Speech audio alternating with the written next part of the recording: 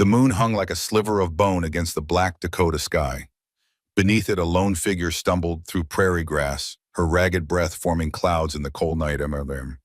Eleanor Nell Cooper clutched her swollen belly with one hand, the other gripping a leather-bound journal as if it were life itself. Behind her, torches bobbed like angry fireflies, and the baying of hounds cut through the silence. 7 months pregnant and alone, Nell pushed forward, her skirts heavy with dew and the weight of exhaustion. 25 years of life had not prepared her for this night, driven from a town she once called home, hunted like a criminal through the unforgiving landscape of the Dakota Territory. A branch snagged her sleeve. She pulled free, losing precious seconds. The voices grew louder. She went this way, I see tracks. The mayor wants that journal, boys, $5 to the man who brings it back. Nell's fingers tightened around the worn leather binding. Inside lay her late husband's careful mapping of the largest gold deposit in the territory, a secret that had cost Robert Cooper his life, though the town of Silverwood believed he'd died of fever, a secret that now threatened to cost Nell hers. A steep ravine appeared before her, its bottom lost in shadow. Nell hesitated at the edge, her heart pounding against her ribs. The baby kicked inside her as if sharing her fear. Behind her, lantern light spilled through the trees, illuminating her footprints in the damp earth. There was no time for caution. She half climbed, half slid down the embankment, using exposed roots as handholds, dirt filling her boots and catching under her fingernails. At the bottom, she crouched in the darkness, pressing herself against the cold earth wall, willing her breathing to quiet. Above, men's voices carried on the night air. Tracks end here, Marshal. She wouldn't risk the ravine, not in her condition. Must have doubled back. Mayor Porter won't be happy if we return empty-handed. Mayor Porter can kiss my... That's enough. Head east. She's making for the fort, I'd wager. The voices faded. Nell remained motionless, counting her heartbeats until she reached 300. Only then did she allow herself a deep, shuddering breath. The baby moved again, a rolling sensation that brought tears to her eyes. We're all right, she whispered both to the child and herself. We're all right. But they weren't. Not really. She had no food, little water, and 7 miles of wilderness between her and Fort Benton, where an old war comrade might shelter her if he still lived, if he remembered her, if he was willing to risk the wrath of Silverwood's powerful mayor. Too many ifs. In the distance, a wolf howled. Its lonely call hung in the air, a sound so much like grief that Nell felt it resonate in her own chest. She'd lost everything in 3 short months, husband, home, reputation.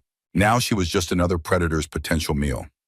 Pushing away from the ravine wall, she oriented herself by the North Star and began walking, one hand on her belly, the other clutching Robert's journal, the only thing of value she'd managed to take when they'd banished her at gunpoint. 3 months earlier, life had been different. Nell had stood before the full-length mirror in their modest home, studying the subtle swell of her abdomen beneath her dress. Robert had been gone 2 months by then, his sudden illness taking him in the span of a terrible week. The doctor had called it brain fever, but the symptoms had been strange convulsions, followed by periods of lucidity where Robert raved about betrayal and poison before slipping away despite Nell's desperate nursing. She'd wept for days, the young widow of Silverwood's blacksmith, accepting casseroles and condolences from neighbors who murmured about how tragic it was for a woman to lose her husband at 25, just 4 years into their marriage. Then came the morning sickness, the realization, the miracle, a child. Robert's child conceived in those final healthy weeks before the mysterious illness struck him down.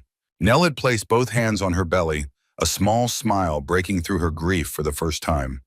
You'll know your father through my stories, she'd promised the tiny life growing inside her. How he could identify any or by taste alone. How he read Shakespeare by lamplight. She'd laughed softly. How terrible he was at dancing, but how he tried anyway just to see me smile. That small joy had sustained her until the day her condition became noticeable. The whispers began in the general store, followed her to church on Sunday, and culminated in a town meeting called by Mayor Harrison Porter on a Tuesday evening in July. Nell had stood alone before the gathered townspeople in the stifling heat of the meeting house, her back straight despite the shame they attempted to heap upon her. Mayor Porter sat at the center of the town council table, his silver-streaked dark hair slicked back, his suit immaculate despite the summer heat. At 55, he cut an imposing figure, Silverwood's founder, its richest resident, and its moral authority, though rumors of his business dealings sometimes contradicted the latter. To his right sat Jeremiah Fleming, the town's reverend, whose watery blue eyes never quite met Nell's. The reverend had pursued her before Robert, his attentions unwelcome but persistent, until her marriage had finally ended them. Or so she'd thought. Mrs. Cooper, Mayor Porter's voice had filled the packed room. The timing of your condition has raised questions about your moral character. Nell's face had burned. My husband died 10 weeks ago, Mayor Porter. I am with child. There is no mystery in the arithmetic.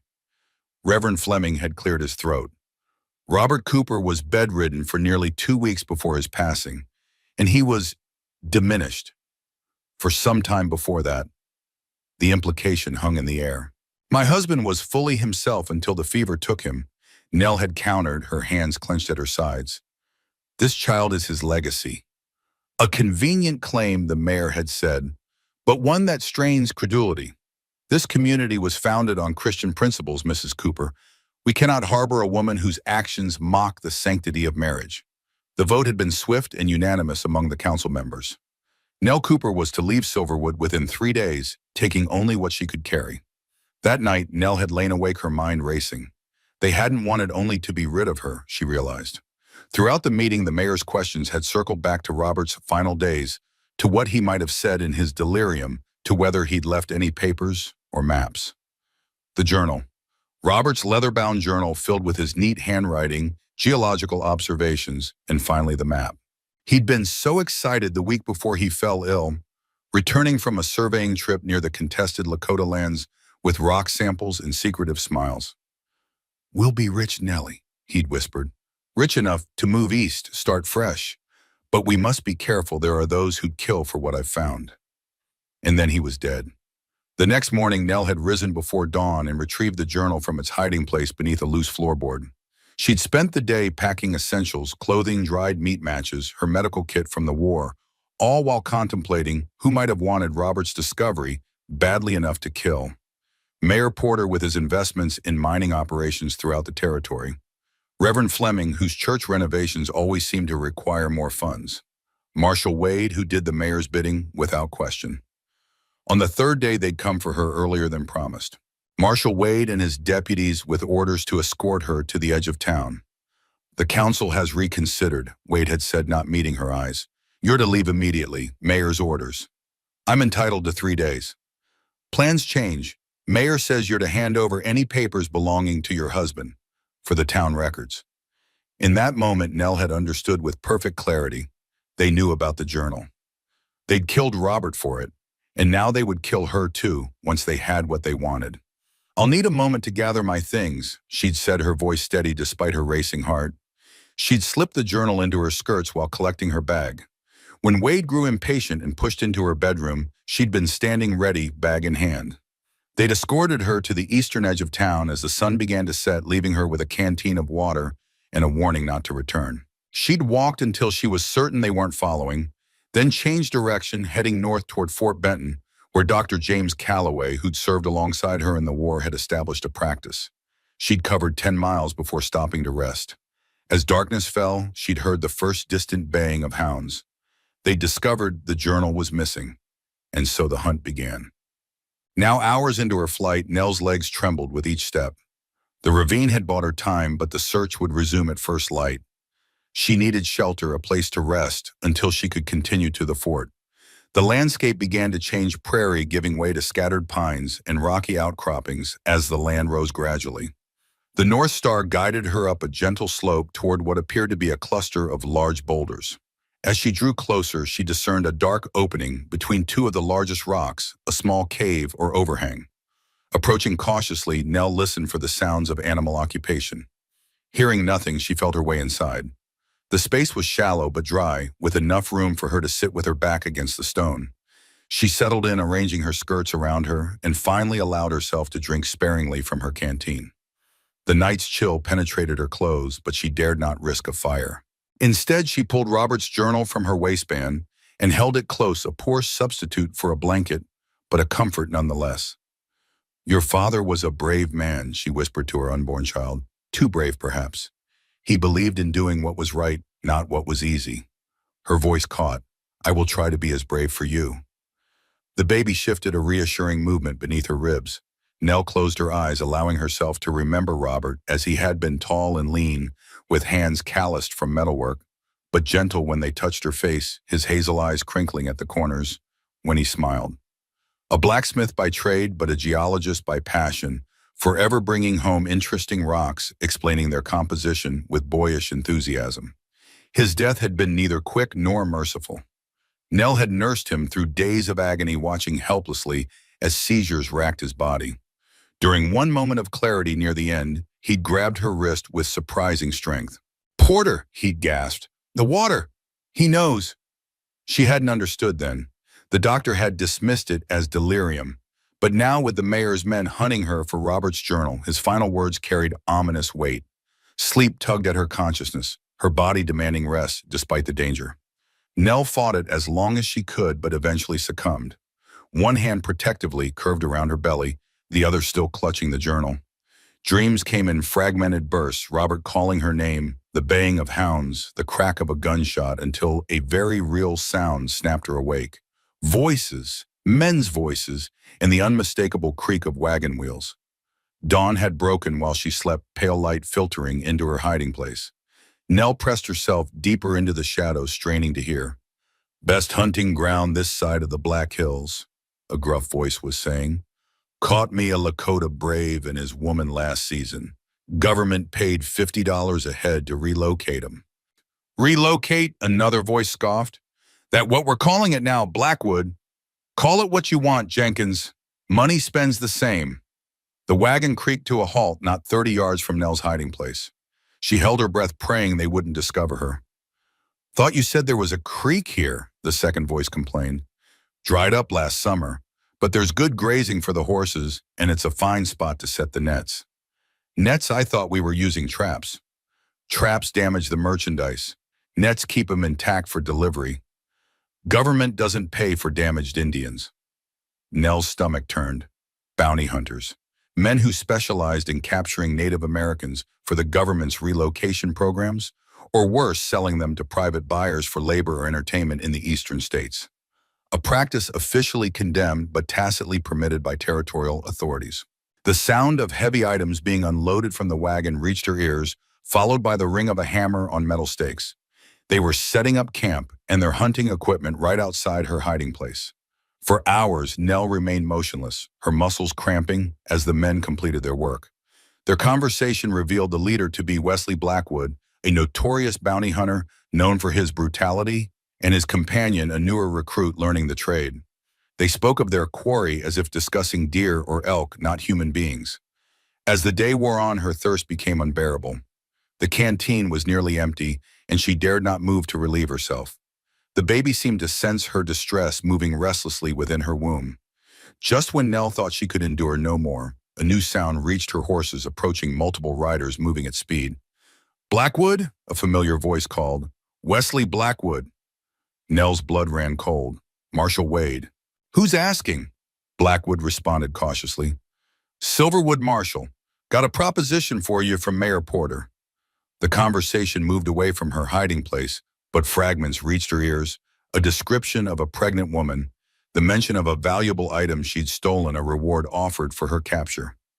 "Dead or alive?" Blackwood had asked, his tone businesslike. A pause. "Alive if possible.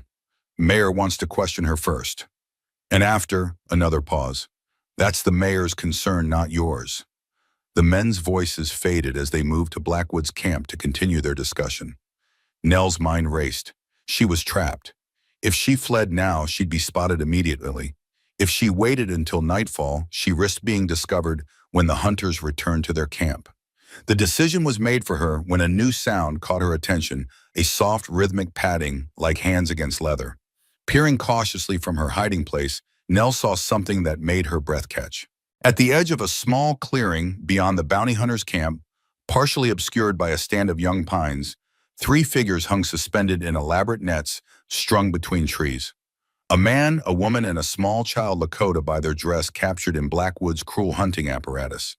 The sound came from the woman, who was weakly beating her hands against the ropes that held her.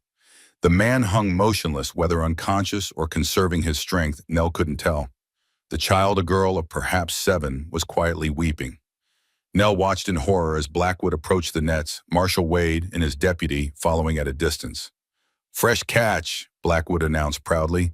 "Got him last night. Chief's son, from what I gather. Should fetch a good price." Wade whistled. "That's some setup you've got. Custom design. Tighten the more they struggle." Blackwood prodded the male captive with a stick. The man's eyes opened dark and filled with such dignity that Nell felt her heart constrict. This one's a fighter. Had to dose him to keep him manageable.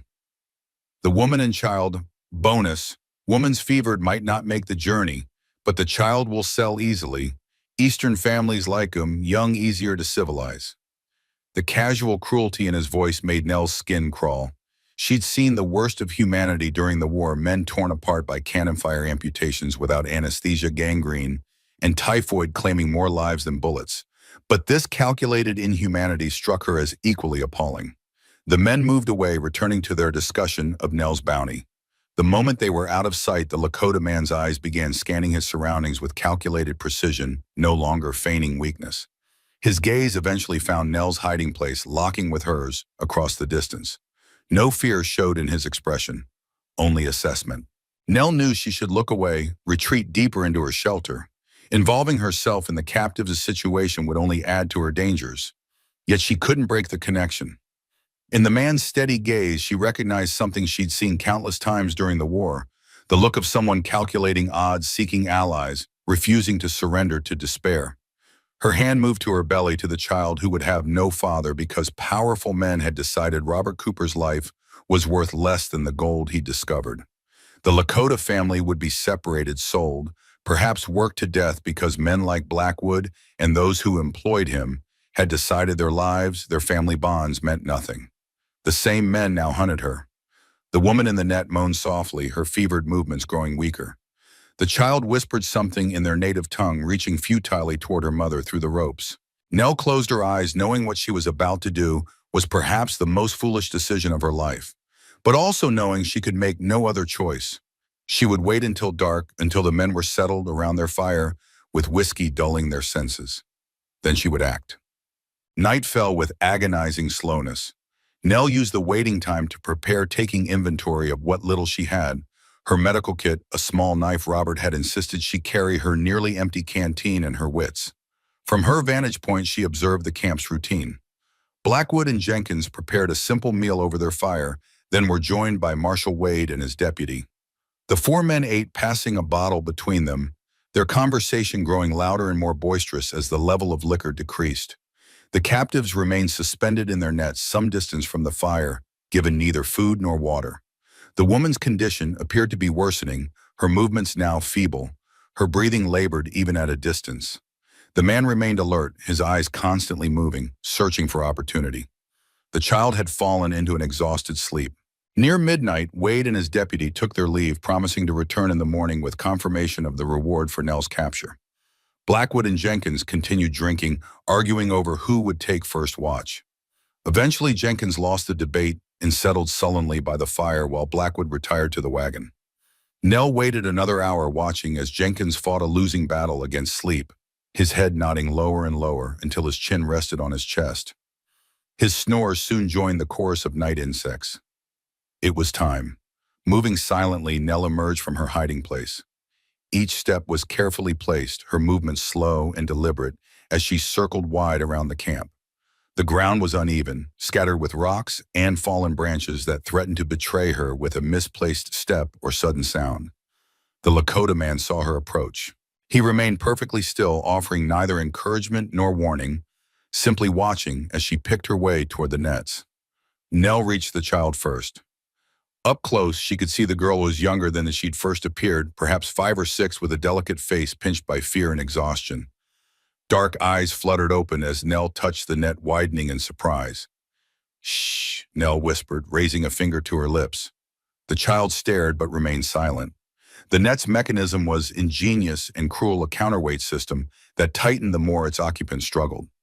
Nell examined it carefully, identifying the main anchor point where a single cut would release the tension. She drew her small knife and began to saw at the thick rope.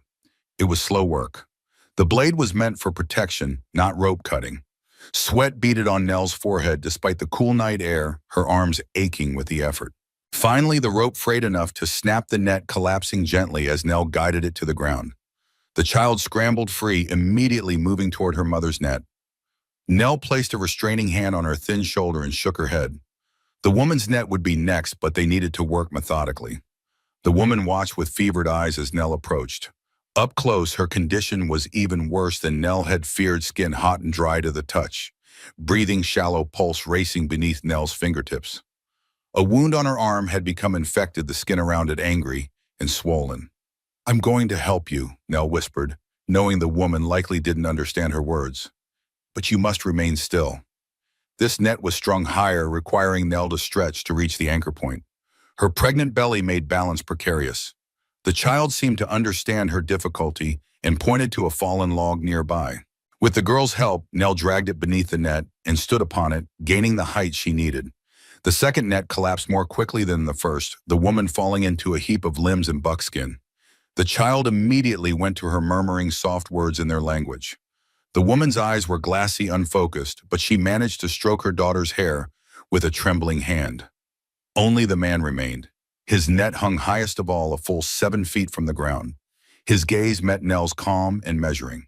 He gestured with his chin toward the camp where Jenkins still slumbered by the dying fire. Then he pointed to the wagon where Blackwood had retired. A warning. They were running out of time. Nell nodded her understanding. The log would not be tall enough for this final net. She looked around desperately for something else to stand on. The man made a lifting motion with his hands, then pointed to his child. Nell hesitated. The girl was small, but if she stood on Nell's shoulders, she might reach the anchor point. It was risky, a fall could injure them both and alert the camp, but they had no better option. Kneeling, Nell motioned for the child to climb onto her shoulders. The girl understood immediately, scrambling up with surprising agility. Nell rose carefully, steadying the child with her hands as she straightened to her full height. She passed the knife up. The girl took it and began sawing at the rope with determined concentration, her small hands working the blade back and forth. Minutes stretched like hours as Nell maintained her stance, muscles trembling with the effort of holding the child steady. A log shifted in the campfire, sending up a shower of sparks. Jenkins stirred, mumbled something, then settled back into his drunken slumber. With a sudden snap, the final rope gave way. The net collapsed, the Lakota man managing to land in a controlled crouch despite hours of suspension. He rose smoothly to his full height, taller than Nell had estimated, well over 6 feet, his shoulders broad beneath his buckskin shirt. He lifted his daughter from Nell's shoulders, with gentle hands murmuring something in their language that made the child nod solemnly. Then he turned to his wife, kneeling to examine her with evident concern. Nell knelt beside him, opening her small medical kit. "She has a fever," she whispered. "The wound is infected." The man glanced at her, then at the kit. Recognition flickered in his eyes. "Medicine, woman," he said in perfect accented English. Nell blinked in surprise but nodded. "I was a nurse during the war." She extracted a small tin of antimicrobial salve, a concoction of her own making based on traditional remedies enhanced with her medical training. "This will help draw out the infection, but she needs clean water, rest, and more medicine than I have here." The man watched as she applied the salve to his wife's wound, then bound it with a clean strip of cloth from her kit. The woman moaned softly but didn't resist the treatment. "We must go," the man said, his voice low and urgent. "More men will come at dawn." "Yes." Nell repacked her kit with swift efficiency. "There's a fort to the north." "Fort Benton. I have a friend there who..." "No fort." The man's tone was final. "Death, forte for my people."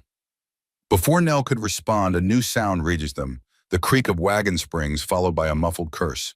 Blackwood was awake. The Lakota man reacted instantly, scooping his wife into his arms. "Come," he commanded Nell, already moving toward the trees with his daughter following close behind.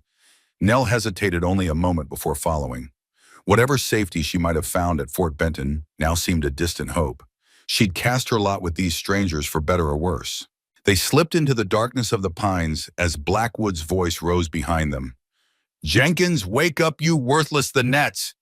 "Check the nets!" The shout fully roused the second bounty hunter. "What? I wasn't sleeping. I was just..." "The Indians are gone, And the nets are cut. Someone's helped them escape. The sound of a pistol being cocked carried clearly through the night air. Find them. They can't have gone far.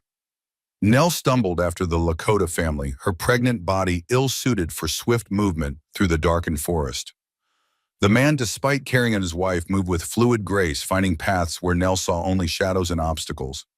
The child appeared at her side, small hands slipping into Nell's with surprising trust. She tugged, guiding Nell around a fallen tree that would have tripped her in the darkness. Behind them, lantern light bloomed as the hunters began their search. Angry voices called out, accompanied by the crash of boots through underbrush. "This way," the girl whispered in halting English, pulling Nell toward a rocky outcropping. The Lakota man had already reached it, laying his wife gently on the ground before examining the rock face. His hands moved across the stone, finding handholds invisible to Nell's eyes. With practiced movements, he began to climb, ascending 15 feet to a narrow ledge. Once there, he leaned down, arms extended. "Send the child," he called softly. The girl released Nell's hand and scrambled up the rock face like a squirrel needing little help from her father. Once she was safely on the ledge, the man looked down at Nell, then at his wife's prone form. Nell understood the dilemma. He couldn't carry his wife up the cliff, and Nell in her condition couldn't climb it either. The sound of pursuit grew louder. The Lakota man made a swift decision. He descended the cliff in fluid movements, rejoining them at its base. "Different way," he said tersely, lifting his wife once more. He led them along the base of the cliff, moving more slowly now, but with purpose. After 50 yards, the rock face gave way to a narrow fissure barely visible in the darkness. The man turned sideways to slip through it, still carrying his wife. The child followed. Nell hesitated, eyeing the narrow gap. Her pregnant belly would make the passage tight, perhaps impossible, but the alternative, facing Blackwood and his gun, was unthinkable. Taking a deep breath, she turned sideways and edged into the fissure. The rock scraped against her back and belly, the rough surface catching at her clothing. For a terrifying moment, she thought she was stuck, her child wedged between stone and spine. She exhaled fully, creating a precious inch of space, and forced herself forward. The passage continued for 20 agonizing feet before opening suddenly into a larger space. Nell stumbled forward, catching herself against a cool stone wall. The absolute darkness was disorienting after the starlit forest. "Be still," the man's voice came from nearby. "Eyes will see soon." Nell obeyed, her breathing gradually slowing as her eyes adjusted to the gloom. Slowly, the cave's interior revealed itself, a space perhaps 15 feet across, with a ceiling that rose beyond the reach of vision. Water dripped somewhere in the darkness, a steady, reassuring rhythm. The Lakota man had laid his wife on a relatively flat portion of the cave floor. The child knelt beside her mother, small hands stroking her fevered brow. The domesticity of the gesture amidst their desperate flight brought a lump to Nell's throat. "They won't find this place," she whispered. Cave entrance, small, hidden by shadow and brush. The man's silhouette moved closer. "We wait. They search, find nothing, return to camp. And then we go." A pause. "West, to my people." Nell sank to the ground, suddenly aware of how exhausted she was. The baby shifted restlessly within her, a reminder of her responsibility to this new life. "I can't go west," she said softly. "I need to reach Fort Benton. I have a friend there." The man was silent for a longer moment. "White soldier friends not safe for us," he finally said. "White woman with Lakota family not safe near fort. White woman alone not safe anywhere." Nell countered, an edge of bitterness in her voice. Another silence. "What is your name, medicine woman?" "Eleanor Cooper." "Nell." "I am Running Wolf." He gestured to the child. "My daughter, Little Fox." His hand moved to his wife's fevered brow. "My wife, Morning Skipai." The simple introduction, this exchange of names in a dark cave while killers searched for them outside, struck Nell as both absurd and profound. They were strangers thrown together by circumstance, yet now their fates were intertwined. "Your wife needs more medicine than I have," Nell said. "And clean water. Her fever is dangerous." Running Wolf nodded. "There is water deeper in the cave, and medicine plants I know grow nearby." He hesitated. "When it is safe, I will find them." Morning Sky moaned softly, turning her head from side to side in fevered discomfort. Little Fox whispered soothingly to her mother, her small face solemn with worry. Nell moved closer, placing a cool hand on the woman's forehead. The heat radiating from her skin was alarming.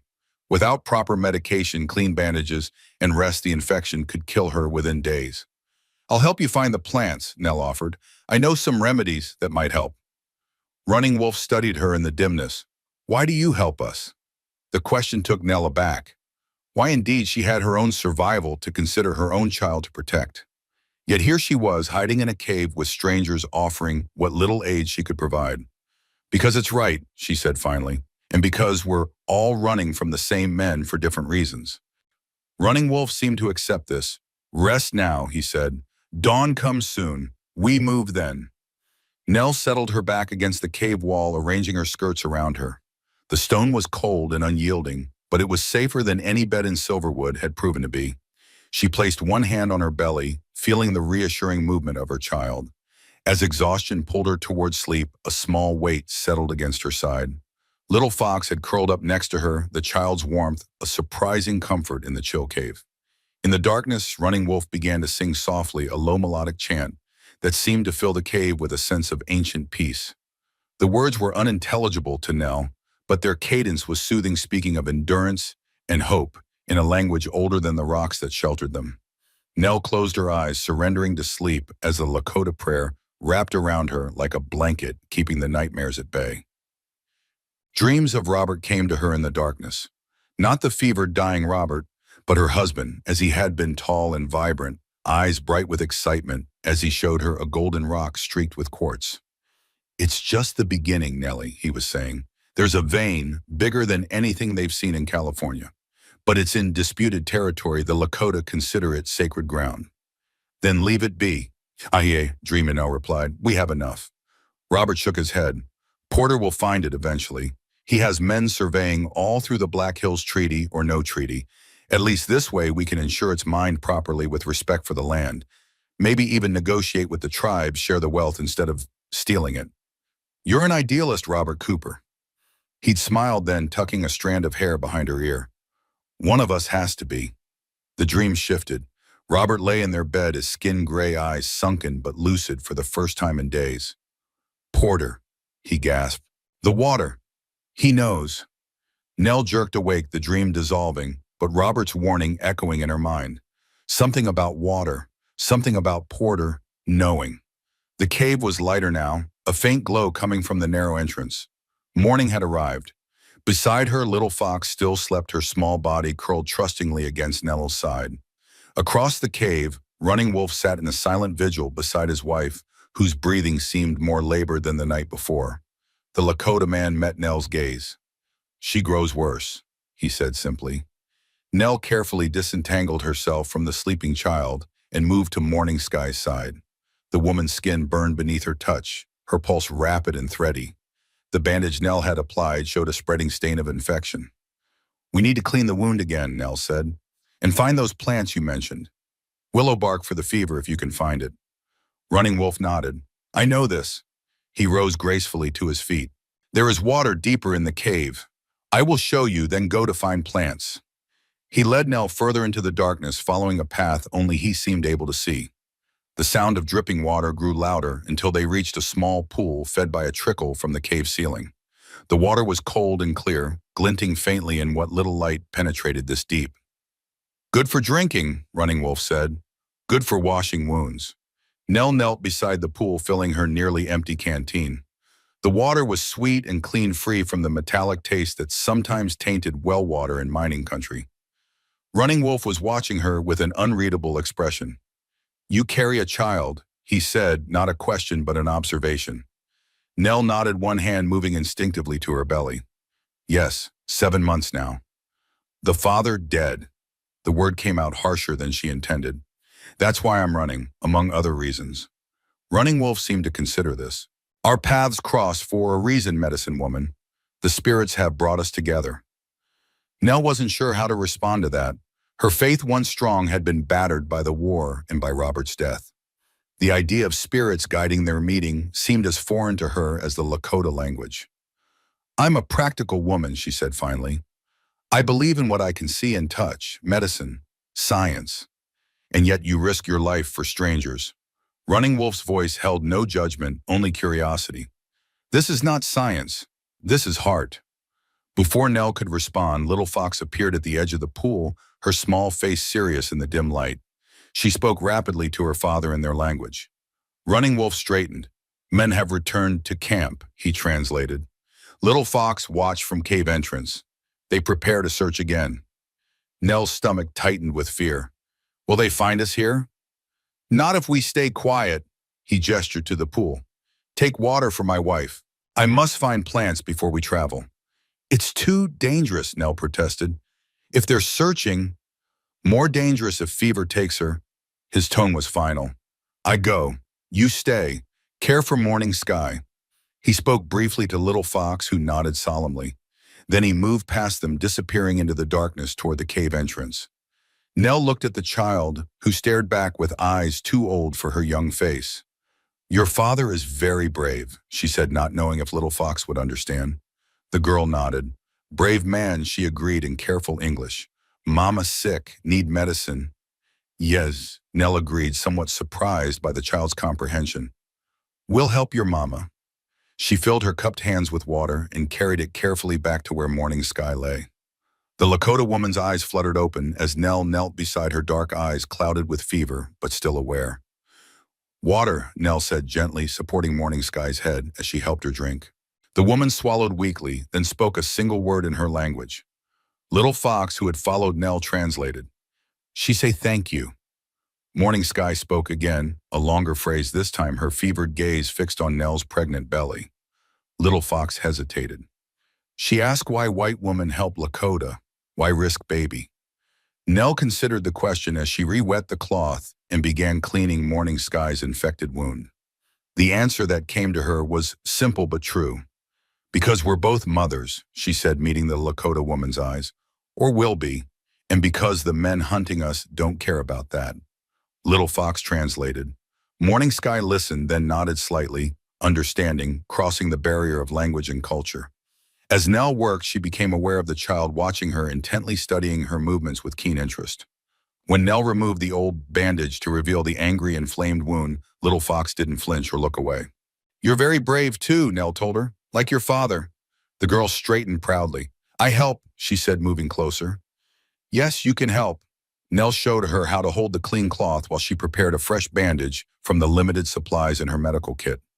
As they worked together, a strange sense of calm settled over Nell, despite the danger that surrounded them. Here in this hidden cave, tending to a sick woman with a child's assistance, she felt more purposeful than she had since Robert's death. The irony wasn't lost on her. She'd found a measure of peace while fleeing for her life. Morning Sky drifted into an uneasy sleep once the wound was bandaged. Little Fox remained by her mother's side, small fingers stroking her arm in a gesture of comfort. Nell moved back to the pool to wash the blood and infection from her hands, her mind turning to their next steps. Running Wolf had spoken of heading west to his people. Fort Benton lay north. Once Morning Sky was stable enough to travel, they would reach a crossroads, literally and figuratively. Nell had no illusion that she would be welcome among the Lakota, especially not a white woman carrying a white man's child. Yet the fort held its own dangers, not least the possibility that Mayor Porter's influence extended that far. The sound of scrabbling stone interrupted her thoughts. Running Wolf appeared from the direction of the entrance, his arms full of plants and his expression grim. Hunters have found trail, he said without preamble. They follow to cliff, search with dogs. Nell's heart sank. How long do we have? Not long. He knelt, spreading his gathered plants on a flat stone. Must make medicine, then move deeper into cave. There is another way out, far side of mountain. As he worked crushing leaves and mixing them with water from the pool, Running Wolf explained his plan. The cave system extended through the small mountain, emerging nearly 2 miles away in a hidden valley. From there, they could travel west without leaving tracks for the dogs to follow. The journey through the cave will be difficult, he warned, eyeing Nell's pregnant form. Narrow passages, some climbing. I'll manage, Nell said more confidently than she felt. Running Wolf nodded, accepting her determination without question. He finished preparing the herbal mixture and brought it to his wife, lifting her head gently as he helped her drink the bitter concoction. Morning Sky grimaced but swallowed obediently. Running Wolf spoke to her softly in their language, his tone tender despite the urgency of their situation. She responded weakly, her hand rising to touch his face in a gesture so intimate that Nell looked away feeling like an intruder. Little Fox tugged at Nell's sleeve. "We go soon," she whispered. "Bad men come." As if summoned by her words, a distant sound reached them, the baying of hounds echoing faintly through the cave entrance. Running Wolf rose, all tenderness replaced by warrior's focus. "Now," he said, "we go now." He gathered Morning Sky into his arms, her body limp with fever. Little Fox quickly collected the remaining medicinal plants, wrapping them in a piece of buckskin with practiced efficiency. Nell grabbed her medical kit and Robert's journal, tucking both securely into her bodice. As she straightened, a sharp pain lanced through her abdomen, not a contraction, but a warning. The baby protested the stress and exertion, a reminder of her vulnerable condition. Running Wolf noticed her wince. "You are in pain." "I'm fine," Nell insisted. "The baby is just active." He held her gaze for a moment, then nodded once. "This way," he said, turning toward the darkness at the back of the cave. Little Fox slipped her small hand into Nell's once more. "I help," she said with childish determination. Together they followed Running Wolf into the depths of the mountain, leaving behind the faint light of day as the sounds of pursuit grew louder behind them. The cave narrowed quickly, the ceiling dropping until Running Wolf was forced to stoop as he carried his wife. The only light came from whatever meager illumination filtered through from the entrance, growing dimmer with each step they took. Soon they were moving in near total darkness, guided by Running Wolf's intimate knowledge of the passage. Nell kept one hand on the rough wall beside her, the other clasping Little Fox's with perhaps more need than she cared to admit. The child seemed untroubled by the darkness, following her father with complete trust. The dog's baying grew louder, then abruptly clearer. The hunters had found the cave entrance. "Hurry," Running Wolf urged, his pace increasing.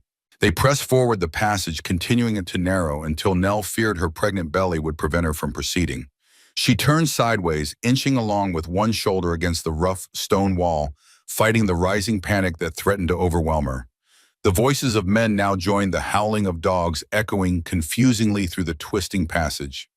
Words were indistinguishable, but the tone was unmistakable excitement of the hunt the prey cornered. Just as Nell thought they could go no further, the passage widened suddenly into another chamber, this one entirely dark. Running Wolf's voice came from somewhere ahead. "Wait here, hold to wall." Nell did as instructed, feeling Little Fox press against her side. The sounds of pursuit continued to echo through the passage behind them, but strangely distorted now, as if the cave itself were playing tricks with the sound. A spark flared in the darkness. Running Wolf striking flint against stone. A small flame appeared as he lit what looked like a pitch-soaked torch. The sudden light revealed a chamber larger than the first, with multiple passages leading off in different directions. Morning Sky lay on a natural stone shelf, her breathing labored but steady. "They will be confused," Running Wolf said, nodding toward the passages. "Many ways to go, but dogs smell us." He moved to one of the passages, bent, and examined the ground. "Water flows here. We'll hide scent." He beckoned them forward. The passage he'd chosen sloped downward, its floor glistening with moisture. A trickle of water ran along one side, deepening as the passage descended. Little Fox went first, nimble as a mountain goat, despite her young age. Running Wolf again lifted his wife, following their daughter. Nell came last, one hand supporting her belly as she navigated the increasingly slippery descent. The passage twisted and turned the torch's light, creating grotesque shadows on the wet walls. The sound of water grew louder, drowning out the more distant sounds of pursuit. The air became noticeably cooler and damper, heavy with mineral scents. After what felt like hours but was likely only minutes, they emerged onto a ledge overlooking an underground stream. The water rushed by 6 feet below them, black and swift in the torchlight. Running Wolf carefully laid Morning Sky down, then turned to study the rushing water. "We follow stream," he said.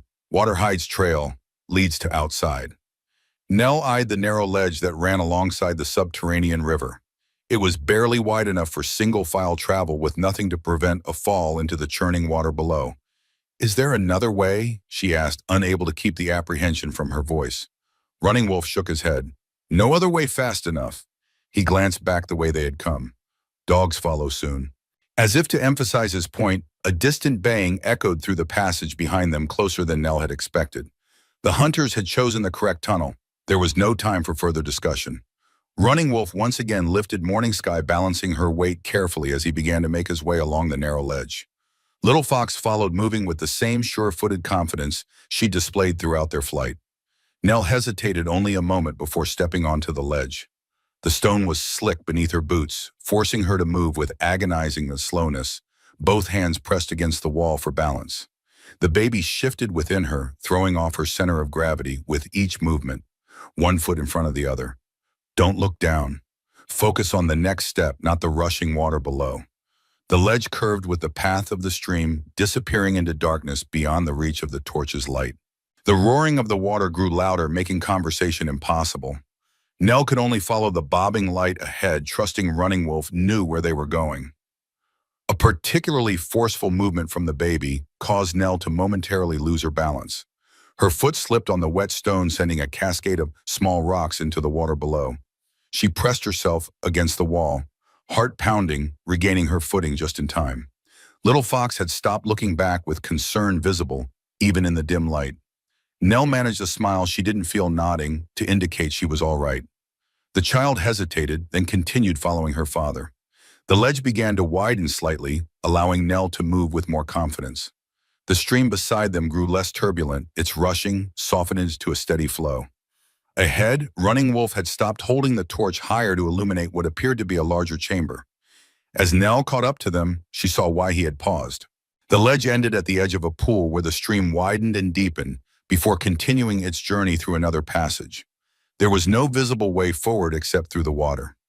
Running Wolf carefully lowered Morning Sky to the ground, then turned to Nell. "Must swim," he said simply. Nell stared at the dark water. "How far?" He pointed to where the passage continued on the far side of the pool, perhaps 30 feet away. "Not far, but deep, cold." Little Fox was already removing her moccasins, preparing for the crossing. Running Wolf did the same, then began to fashion a kind of harness from his leather belt, presumably to help support Morning Sky in the water. Nell knew how to swim. Robert had taught her during summers, spent at a lake near Silverwood, but never while heavily pregnant, and never in an underground river of unknown depth and current. "I don't know if I can," she admitted, hating the weakness in her voice. Running Wolf paused in his preparations, studying her with those deep, measuring eyes. "You cut nets," he said. "You tend wounds. You walk dark caves." A pause. "You swim." The simple confidence in his voice steadied her. Yes, she had done all those things despite fear and exhaustion. She could do this too. Nell nodded, removing her boots and outer skirt to allow easier movement in the water. The air was cold against her skin, raising goose flesh along her arms, but she knew the water would be colder still. Running Wolf secured Morning Sky against his chest with the makeshift harness, her fevered face resting against his shoulder. He spoke quietly to Little Fox, who nodded and moved to Nell's side. "I help," the child said, taking Nell's hand. Together they waded into the pool. The cold was shocking, stealing Nell's breath as the water rose past her knees, then her waist. The current was gentler than she'd feared, but the bottom dropped away suddenly, forcing her to begin swimming. Little Fox stayed close beside her, a surprisingly strong swimmer despite her small size. Running Wolf moved ahead with powerful strokes, somehow managing to keep Morning Sky's face above water while propelling them both forward. The weight of Nell's wet clothing dragged at her, and the baby seemed to shift to the most inconvenient position possible, making each stroke an effort of will. The cold numbed her limbs, sapping strength with every passing moment. Halfway across, Nell's strength began to falter. Her arms felt leaden, her legs unwilling to continue their kicking motion. The edge of the pool seemed to recede rather than draw closer. Little Fox noticed her struggle. The child swam closer, her small hand gripping Nell's arm, helping to support her. The unexpected assistance gave Nell the strength to continue focusing on one stroke at a time. Finally, her feet found purchase on stone once more. She staggered forward, water streaming from her clothes, teeth chattering uncontrollably. Running Wolf had already emerged, laying Morning Sky on dry ground and quickly covering her with his own dry buckskin shirt. Little Fox scrambled out beside Nell, shaking like a small wet dog, but grinning with accomplishment. "We swim," she announced proudly. Despite her exhaustion and discomfort, Nell found herself smiling back. Yes, we did. Running Wolf was already gathering more wood for the torch which had survived the crossing thanks to his careful positioning of it above the water. Once it was burning brightly, again he surveyed their bedraggled group. Rest, short time, he decided, then continue. Hunters may find the way across water. Nell sank gratefully to the ground, wringing what water she could from her clothing. The baby moved within her, a reassuring sensation after the ordeal of the crossing. She placed both hands on her belly, murmuring soft words of encouragement to the child. Strong baby, Little Fox observed, watching the movement beneath Nell's hands with fascination. Yes, Nell agreed, very strong. The girl hesitated, then reached out a small hand. Can touch, the request surprised Nell, but she nodded. Of course, Little Fox placed her palm gently on Nell's rounded belly, eyes widening as she felt the baby move. A smile of wonder spread across her face, replaced quickly by a look of intense concentration. Boy, she announced with complete certainty. Nell blinked. What? Baby is boy, Little Fox repeated, as if stating the obvious. Oh, strong like father. Running Wolf, who had been tending to Morning Sky, looked over at his daughter's pronouncement. An expression Nell couldn't interpret crossed his face. Little Fox has gift, he said quietly. Sees things others cannot. Nell looked from father to daughter, uncertain how to respond. The idea that this child could somehow know the sex of her unborn baby seemed impossible. Yet there was such confidence in Little Fox's declaration, such matter-of-factness, that Nell found herself half believing it. My mother had same gift, Running Wolf continued. Could touch person know their spirit, their pain. He nodded toward his daughter. Gift passes to her. Before Nell could formulate a response, a sound reached them, faint but unmistakable. The baying of hounds echoing through the passage they had traversed. Running Wolf was on his feet instantly. They come, he said. We go. The brief rest period was over. Once again, Running Wolf gathered Morning Sky into his arms. Her condition appeared unchanged, neither better nor worse, caught in the grip of fever that the cold water crossing had failed to break. They continued deeper into the cave system, following the underground stream as it flowed through progressively larger chambers. The torch revealed wonders. Nell would have found breathtaking under different circumstances. Stone formations that hung from the ceiling like frozen waterfalls, crystal deposits that caught the light and fractured it into rainbow patterns, pools of water so still they reflected the torch flame like mirrors. The distant sounds of pursuit gradually faded, whether because the hunters had lost their trail or simply because distance and the rush of water masked the noise. Nell couldn't tell. Either way, the reprieve allowed her to focus on the increasingly difficult terrain. The stream began to descend more rapidly, forming a series of small waterfalls and pools. They were forced to leave its path, climbing instead along a steep slope of broken rock and gravel. Nell's wet clothing had dried somewhat during their journey, but still clung uncomfortably to her skin, chafing with each movement. Little Fox stayed close to her side, occasionally pointing out safer footholds or offering a small hand for balance. The child's stamina was remarkable, her movements confident despite her young age. Nell, by contrast, felt every one of her 25 years, plus a few decades more for good measure. Just as Nell thought she could go no further, Running Wolf stopped. The torch revealed a shaft of daylight penetrating the gloom ahead the exit. Almost there, he said, the relief evident in his voice despite his stoic expression. The final approach to the cave mouth required climbing a steep incline of tumbled boulders. Running Wolf went first, somehow managing to navigate the difficult terrain while still carrying Morning Sky. Little Fox followed, scrambling up with practiced ease. Nell began the climb with determination, finding handholds and footholds where she could, using her knees when her pregnant belly prevented her from bending normally. Halfway up, a stone shifted beneath her weight, sending her sliding backwards several feet before she managed to halt her descent. Little Fox reappeared above her. This way, she called softly, pointing to a different route. Following the child's guidance, Nell made her way slowly but steadily upward. As she neared the top, Running Wolf's hand appeared strong and sure, helping to pull her the final distance. And then they were out, blinking in the bright afternoon sunlight.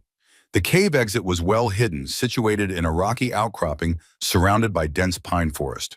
Below them stretched a small valley lush with spring growth and bisected by the stream that emerged from the mountainside nearby, the same waterway they had followed underground. Where are we, eh? Nell asked, disoriented by their twisting journey through the mountain. Far from hunters, Running Wolf replied. Valley leads west toward my people. He pointed to a distant line of mountains purple against the horizon. 3 days' journey. Nell looked north where Fort Benton would lie several days' travel away. Her original destination now seemed impossibly distant, separated from her not just by miles but by the experiences of the past day. Running Wolf followed her gaze. You still seek Fort? The question hung between them, weighted with more significance than its simple words suggested. Nell thought of Dr. Calloway, her comrade from the war, who might or might not still be at Fort Benton. She thought of Mayor Porter and his men, who would surely extend their search in that direction. She thought of Robert's journal still safely tucked against her breast, containing a secret men would kill to possess. Then she looked at Morning Sky still burning with fever in her husband's arms. At Little Fox, whose small hand had guided her through darkness. At Running Wolf himself, whose quiet strength had brought them this far. Your wife needs medicine, Nell said finally. Better than what we have. I can help her, but I need supplies. It wasn't a direct answer to his question, but Running Wolf seemed to understand the choice she was making. He nodded once, a gesture that contained both acknowledgement and respect. Then we go to Valley, he said. Find safe place. You tend wounds while I hunt for food. The decision made, they began their descent into the valley. The going was easier now, with solid ground beneath their feet and sunlight to guide them. Little Fox ranged ahead, her natural exuberance returning now that they were free of the confining cave. As they walked, Nell felt the weight of Robert's journal against her skin. The gold it would lead to remained a problem for another day. For now, there were more immediate concerns: food, shelter, medicine, for Morning Sky's safe passage to the Lakota encampment. And somewhere behind them, men with boxing guns who would not easily abandon their hunt. The sun began its westward descent, casting long shadows across the valley floor. Nell Cooper, widow nurse and mother-to-be, walked toward an uncertain future alongside her unlikely companions, leaving behind the darkness of the cave and the life she had known. Ahead lay the unknown, and perhaps, if they were fortunate, a chance at survival. The valley embraced them with the gentle indifference of wild places. As twilight deepened into dusk, Running Wolf led them to a sheltered hollow formed by a fallen pine and a cluster of boulders. The natural formation created a crude shelter, hidden from casual view by a curtain of young saplings. Rest here, he said carefully, laying Morning Sky on a bed of pine boughs he'd hastily gathered. I hunt. Find food. Nell knelt beside the fevered woman, pressing a hand to her forehead. The heat radiating from Morning Sky's skin had not abated despite the cooling medicines and their journey through the frigid underground river. She needs more than rest, Nell said, concern evident in her voice. The infection is spreading. Running Wolf's stoic expression did not change, but something flickered in his dark eyes, fear perhaps, or resignation. What medicine you need? Nell considered the question, mentally cataloging remedies from her nursing days. Willow bark for the fever, yarrow for the infection, clean bandages, fresh water. Yarrow grows in meadow. Little Fox offered, her small face serious in the fading light. I show. Running Wolf shook his head. Too dangerous still. We stay hidden. He surveyed the deepening shadows. I hunt quick. Find plants on way. You make fire small and hidden. Night comes cold. Before Nell could respond, he had melted into the forest with the silent efficiency that still startled her. One moment present, the next gone, leaving only stirred leaves in his wake. Little Fox watched her father disappear, then turned to Nell with surprising practicality. I get wood, she announced. You stay with Mama. The child's resilience was remarkable. Not yet 7 by Nell's estimation yet, she moved through crisis with the composed efficiency of someone much older. Was it her Lakota upbringing that had instilled such self-reliance? Or had necessity forged this capability in her young soul, left alone with Morning Sky? Nell turned her full attention to the injured woman. She carefully removed the sodden bandage from her arm, wincing at the angry red streaks extending outward from the wound, blood poisoning, spreading toward the heart. Without proper medication, sepsis would claim Morning Sky's life within days. Nell had seen it happen countless times during the war. Young men with minor wounds who seemed on the path to recovery, only to be consumed by fever and delirium as infection invaded their bloodstream. She had held their hands as they called for mothers and sweethearts who weren't there, wiped their brows as fever burned through them, closed their eyes when death finally granted mercy. Not this time, she whispered to Morning Sky, who lay unresponsive, her breathing shallow and rapid. I won't lose you too. Using water from her canteen, Nell cleaned the wound as best she could. The bullet had torn through the outer flesh of Morning Sky's upper arm, a glancing blow rather than a direct hit, which explained why she had survived this long. But the wound was deep enough to harbor infection, especially after days without proper treatment. Little Fox returned with an armload of dry sticks and pine cones. She arranged them carefully in a small depression she'd scratched in the earth, then looked expectantly at Nell. Fire, she asked. Nell hesitated. A fire would provide warmth and light for treating Morning Sky, but it also risked revealing their location if Blackwood and his men had managed to follow them through the cave system. Weighing the risks against Morning Sky's deteriorating condition, she made her decision. Yes, but very small, and we'll need to shield it from view. The child nodded in understanding. From a small pouch at her waist, she produced a piece of flint and a small metal striker, fire-starting tools she must have carried throughout their escape. With practiced movements that belied her young age, Little Fox struck sparks onto a nest of dry pine needles, gently blowing them into flame. The small fire cast dancing shadows across their makeshift camp, illuminating Little Fox's face with a warm glow that emphasized her delicate features. In that moment, with her brow furrowed in concentration as she carefully fed the growing flames, she looked startlingly like her father. You're very good at that, Nell observed. Little Fox glanced up, a brief smile ghosting across her serious face. Father teaches. She gestured toward the fire. Important to know, for life. Such a simple statement, yet it carried the weight of generations of survival knowledge passed from parent to child in an unbroken chain that stretched back before the arrival of European settlers. Nell found herself wondering what wisdom she would impart to her own child. What skills and values would form the foundation of a life being forged in circumstances she had never imagined? The baby moved within her, a rolling sensation that had become familiar over the past weeks. Nell placed a hand on her belly, feeling the firm press of a foot or elbow against her palm. Little Fox watched the movement with naked fascination. Boy is strong, she said with the same matter-of-fact certainty she'd displayed in the cave. You seem very sure it's a boy, Nell said, curious about the child's conviction. Little Fox nodded solemnly. I see. She tapped her temple. Here, when I touch. She hesitated, searching for words in her limited English. Like picture. In head. A picture of my baby. Yes, boy with. She frowned, clearly struggling to translate a concept.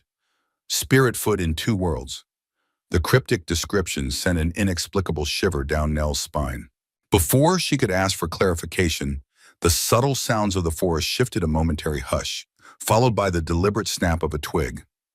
Little Fox tensed, her dark eyes widening as she stared into the darkness beyond their small fire.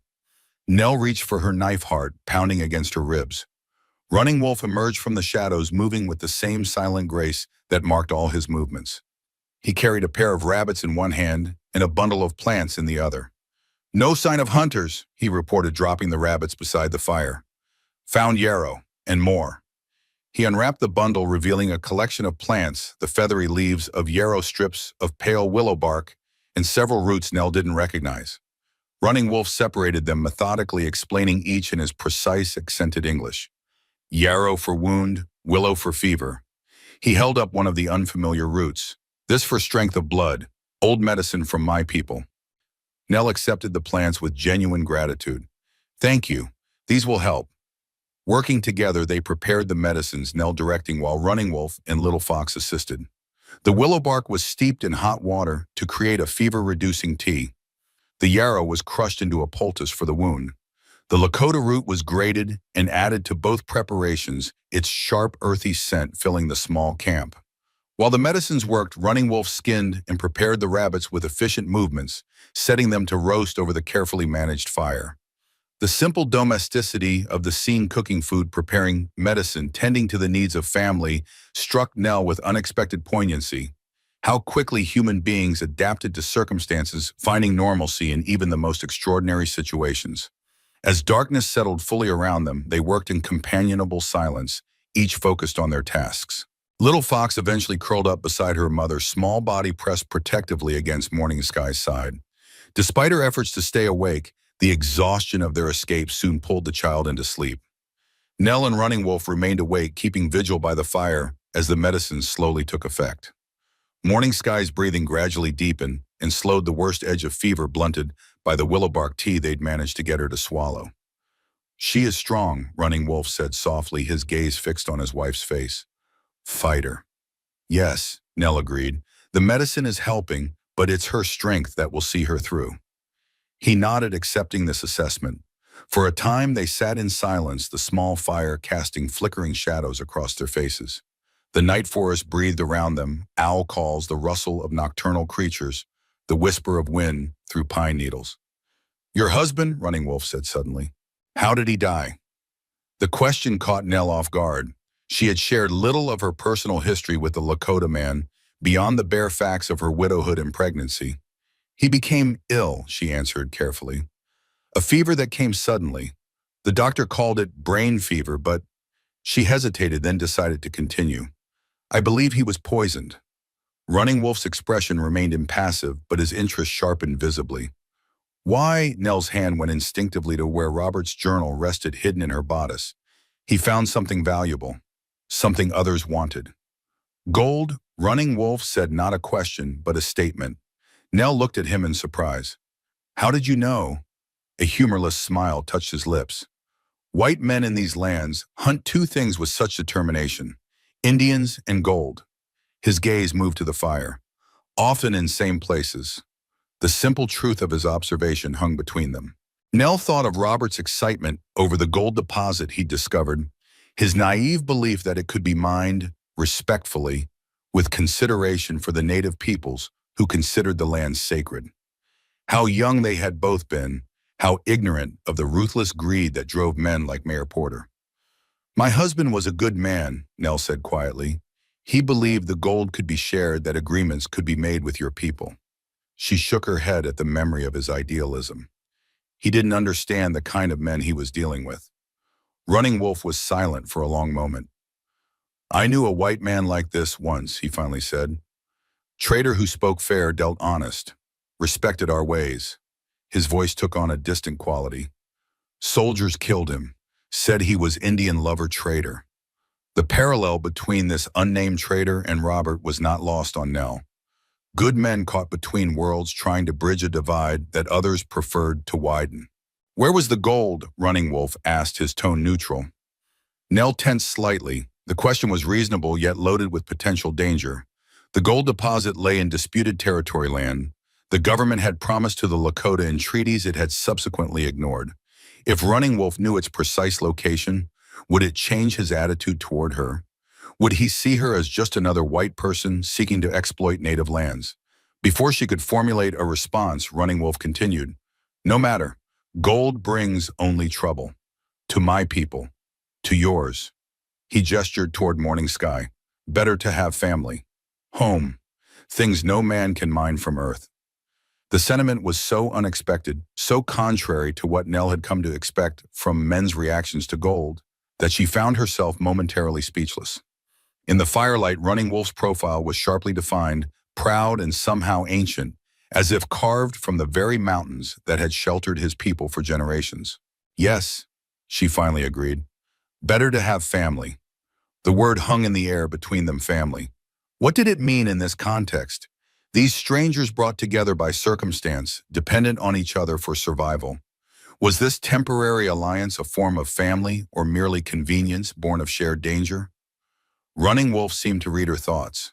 "In my language, we have word tayospaye, means more than family by blood, means all who belong together." He glanced at little Fox sleeping peacefully beside her mother.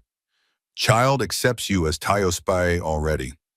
Nell followed his gaze to the sleeping girl. "She's remarkable. So young, yet so—" "Old," Running Wolf finished for her. "Yes, has old spirit." A shadow crossed his features. Like her mother before sickness took her mind. Nell frowned. "I thought Morning Sky was her mother." Running Wolf shook his head slowly. "Morning Sky is, how you say, second wife. Little Fox's mother died 2 winters ago. Fever from white man's disease." His voice held no accusation, merely stated fact. "Morning Sky was her sister. Became mother to Little Fox, wife to me. Is our way." The revelation added new dimension to the family dynamic Nell had observed. It explained the deep bond between Morning Sky and Little Fox, the child's fierce protectiveness toward the woman who was both aunt and adoptive mother. "I'm sorry about your first wife," Nell said quietly. Running Wolf acknowledged her sympathy with a slight nod. "Many losses on both sides. Many graves." He stared into the fire. "Too many." They fell silent again, each absorbed in private thoughts as the night deepened around them. Nell felt exhaustion tugging at her consciousness, the events of the past day finally catching up with her. She struggled to keep her eyes open, unwilling to leave Running Wolf alone in his vigil. "Sleep," he said, noticing her fatigue. "I watch." "Wake me in a few hours," Nell insisted. "You need rest too." He nodded, though whether in agreement or merely acknowledgement of her concern was unclear. Nell arranged herself as comfortably as possible, using her folded outer skirt as a pillow. The ground was hard beneath her, and her pregnant body protested the discomfort, but exhaustion quickly overrode physical complaints. As she drifted towards sleep, Nell's thoughts turned to Robert. What would he make of her current situation, his widow carrying his child camped in the wilderness with a Lakota family fleeing from the very men who had likely orchestrated his death? The absurdity of it might have made him laugh. Robert had always appreciated life's strange turns. "Watch over us," she whispered to his memory, as sleep claimed her. Dawn broke over the valley in shades of pearl, and rose filtering through the pine canopy in dappled patterns. Nell awoke with a start, disoriented by unfamiliar surroundings before memory rushed back. She had slept through the night, despite her intention to relieve Running Wolf. Sitting up, she surveyed their small camp. The fire had burned down to embers carefully maintained at minimal size. Little Fox still slept curled beside her mother, one small hand resting on Morning Sky's arm. Morning Sky herself appeared to be sleeping naturally now, her breathing deeper and more regular, her face less flushed with fever. Running Wolf sat exactly where Nell had left him, his back straight, eyes alert despite the night-long vigil. He acknowledged her wakefulness with a slight nod. "You should have woken me," Nell said, her voice husky with sleep. "You needed rest," he replied simply. "For child." The concern behind his words touched her unexpectedly. She placed a hand on her belly, feeling the baby's morning movements slower and more languid than the active tumbling of evening hours. "How is she?" Nell asked, nodding toward Morning Sky. "Better? Fever less?" A rare smile briefly touched his lips. "Your medicine strong." Nell moved to Morning Sky's side, checking her temperature with the back of her hand. The improvement was noticeable, still warmer than normal, but no longer the dangerous burning heat of the previous day. She carefully removed the yarrow poultice to examine the wound. The angry red streaks had receded slightly, the wound itself less inflamed. "The medicine is working," she confirmed, "but she'll need more treatment and rest, at least 2 or 3 days before she should travel far." Running Wolf considered this information, his expression revealing nothing of his thoughts. Finally, he nodded decisively.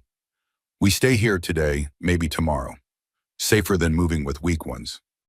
His eyes flicked briefly to Nell's pregnant form, including her in this assessment, though he was tactful enough not to say so directly. "I'm not weak," she felt compelled to assert. His expression remained neutral. "Strong spirit. Body still carries burden." He gestured toward the surrounding forest. "Hunters may still search. Better to rest, regain strength, than move fast when time comes."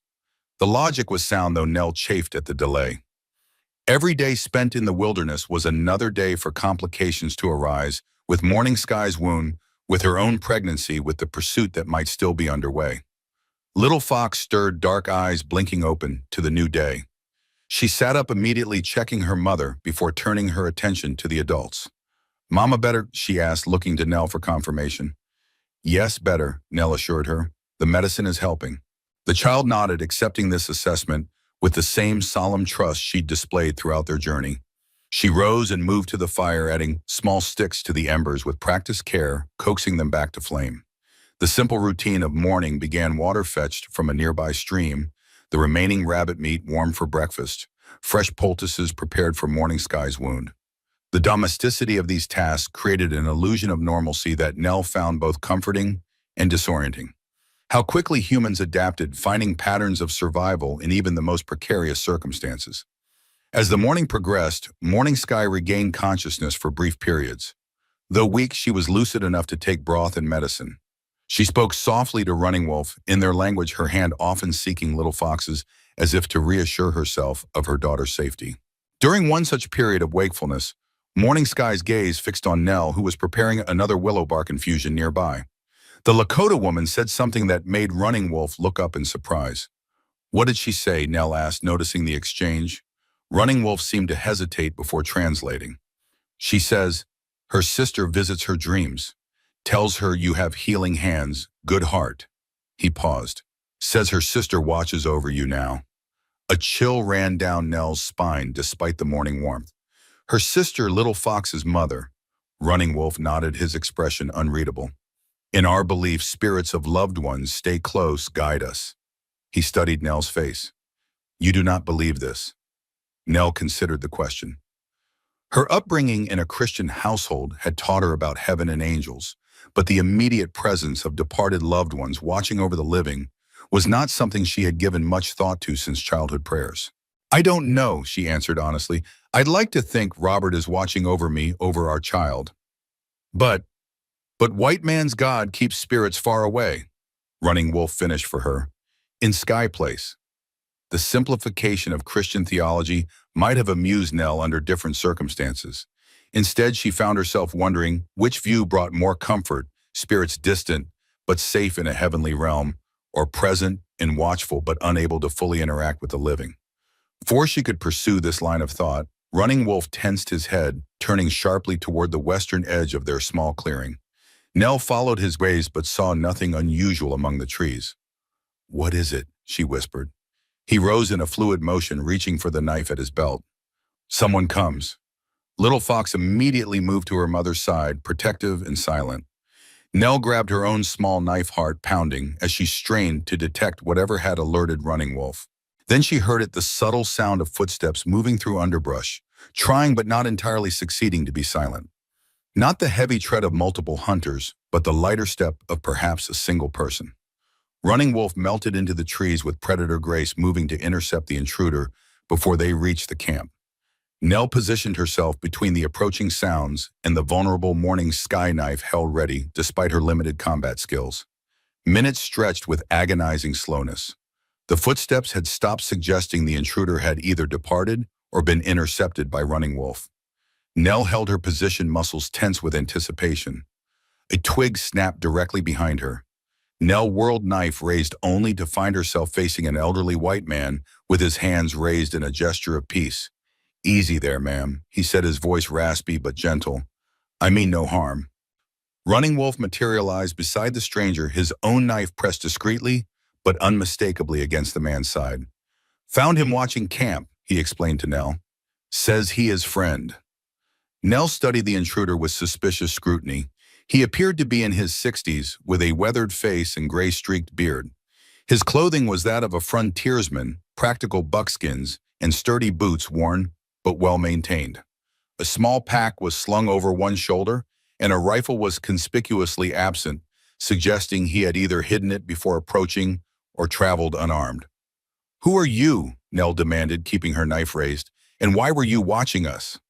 The old man's rheumy blue eyes assessed their camp, taking in Morning Sky's condition and Little Fox's protective stance before returning to Nell's face. "Name's Samuel Hayes," he replied. "Dr. Samuel Hayes, formerly of Silverwood." Nell's breath caught. "The town doctor." Hayes nodded, a grim smile touching his lips beneath the gray beard. "The very same, though I doubt Mayor Porter would acknowledge me as such these days." Running Wolf maintained his hold on the doctor, looking to Nell for guidance. "You know this man?" "I know of him," Nell replied carefully. "He was the town doctor when I lived in Silverwood, but we rarely spoke." She addressed Hayes directly. "What are you doing out here, doctor, and how did you find us?" Hayes sighed, shoulders slumping slightly. "May I lower my arms, Mrs. Cooper? I'm an old man, and they're starting to ache something fierce." The use of her name confirmed he knew exactly who she was. Nell nodded reluctantly, though she didn't lower her knife. Running Wolf similarly maintained his guard, though he allowed the doctor a fraction more space. "Thank you," Hayes said, rubbing his shoulders. "As for how I found you, I've been tracking Porter's men for 2 days. Saw them meet up with that bounty hunter Blackwood, heard them talking about a pregnant woman, and some Indian captives. When they started hunting with dogs, I followed at a distance. A hint of admiration entered his voice. Lost the trail at the cave entrance, same as they did. Took a guess you might have come out at this side of the mountain, and here you are. That doesn't explain why you were looking for us in the first place, Nell pointed out. Hayes's expression sobered. No, it doesn't. He glanced at Running Wolf's knife still hovering near his ribs. Might we sit and talk civilized-like? I've information that concerns you deeply, Mrs. Cooper. Nell hesitated, an instinct warring with curiosity. The doctor had never been close to Mayor Porter's inner circle as far as she knew. In fact, he had been somewhat of an outsider in Silverwood, respected for his medical skills, but viewed with suspicion for his occasional criticism of the town's leadership. Let him sit, she decided finally, but keep his hands where we can see them. Running Wolf nodded, directing Hayes to a fallen log with a firm hand on his shoulder. The doctor sat with a grateful sigh, placing his hands on his knees in clear view. You have information for me, Nell prompted, remaining standing. Hayes nodded, his expression grave. About your husband's death, Mrs. Cooper, and about Mayor Porter's interest in finding you. The directness of his statement sent a chill through Nell. Go on. Robert Cooper didn't die of brain fever, Hayes said bluntly. He was poisoned. Arsenic, if my observations were correct. His weathered face showed genuine regret. I suspected at the time, but had no proof. Porter made sure I was only called in after Robert was too far gone to save. Though Nell had suspected this truth, hearing it confirmed by the town doctor still felt like a physical blow. She sank down onto a nearby stump, one hand instinctively moving to her belly. Why would she asked, though she already knew the answer. The gold, Hayes replied simply. Robert found a deposit on disputed land, the largest strike in Dakota territory. Made the mistake of consulting with Porter about how to develop it legally with consideration for the native claims. The doctor shook his head. Porter has no interest in legal development or native claims, just gold and the power it brings. Running Wolf had been listening intently, his expression growing darker with each word. White man's sickness, he commented. Gold fever, worse than any disease I treat. Hayes glanced at the Lakota man with surprise, perhaps at his command of English, but nodded in agreement. A apt diagnosis, sir. Why are you telling me this now? Nell asked, forcing her voice to remain steady, despite the emotion threatening to overwhelm her. Why follow me into the wilderness? Hayes sighed deeply, suddenly looking every one of his years. Guilt, Mrs. Cooper, plain and simple. I should have spoken up when Robert died, should have demanded an investigation. But I was a coward, afraid of Porter's influence. He met her eyes directly. I'm trying to make amends, however late. By warning me, by helping you escape. Hayes leaned forward, lowering his voice, though there was no one to overhear them. Porter knows you have Robert's journal. He knows it contains the map to the gold deposit. What you may not know is that he's already begun preparations to mine the site, hired men, purchased equipment, even arranged military support to pacify the native presence in the area. Running Wolf's hand tightened on his knife. What area? Hayes hesitated, glancing at Nell. The Black Hills, she answered, making a decision. The eastern edge near a formation Robert called Three Fingers. The effect of this information on Running Wolf was immediate and profound. His normally impassive expression gave way to one of shock, quickly followed by anger. Pahasapa, he said, using the Lakota name for the Black Hills. Sacred land, forbidden to mine. His gaze burned into Nell. Your husband knew this. He knew it was disputed territory, Nell said carefully. He believed he could negotiate, create an arrangement that would respect the sacred sites while allowing limited mining in other areas. Running Wolf's laugh held no humor. White man's treaties worth nothing. Promise peace, bring soldiers. Promise respect, bring diggers. He turned to Hayes. When soldiers come, 2 weeks, the doctor replied grimly. A company from Fort Benton under the command of a Captain Leland, Porter's cousin by marriage. Nell's mind raced. 2 weeks until armed soldiers arrived to pacify the native presence, a euphemism for forced removal at best, slaughter at worst. 2 weeks until Porter's mining operation began tearing into land the Lakota considered sacred. This is why I sought you out, Mrs. Cooper, Hayes continued. Porter must be stopped, and your husband's journal is the key. It contains not only the location of the gold, but also evidence of Porter's earlier surveys in the region, surveys conducted illegally in violation of the Fort Laramie Treaty. How do you know what's in the journal? Nell asked suspiciously. Because Robert showed it to me, Hayes admitted. A week before he died, he came to me with stomach pains. While examining him, he confided his concerns about Porter's reaction to his discovery. Showed me the journal, told me he documented everything in case something happened to him. The doctor's expression clouded. I didn't take his fears seriously enough. By the time I realized he was being poisoned, it was too late. Little Fox, who had been silently observing the conversation from beside her mother, suddenly spoke. Bad man wants gold, kills for it. Her young face was solemn beyond her years. Will kill again. The simple truth from the child's lips hung in the air. Hayes nodded slowly. The girl is right. Porter will not stop until he has the journal and removes anyone who might interfere with his plans. He looked directly at Nell, including you, Mrs. Cooper. Running Wolf had been unnaturally still during this exchange, processing the information with focused intensity. Now he spoke, his voice low and controlled, despite the anger evident in his posture. My people camp near 3 Fingers, many families. His eyes met Nell's. Women, children, elders. The implication was clear. If Porter's men and the military descended on the area, the Lakota encampment would be directly in their path. Regardless of what promises might be made, history had shown the likely outcome. We need to warn them, Nell said, making her decision. How far is it to your camp? 2 days walking, less if we travel fast. Running Wolf glanced at Morning Sky, whose condition, while improved, still made rapid travel impossible. Hayes cleared his throat. I have a wagon hidden about a mile from here.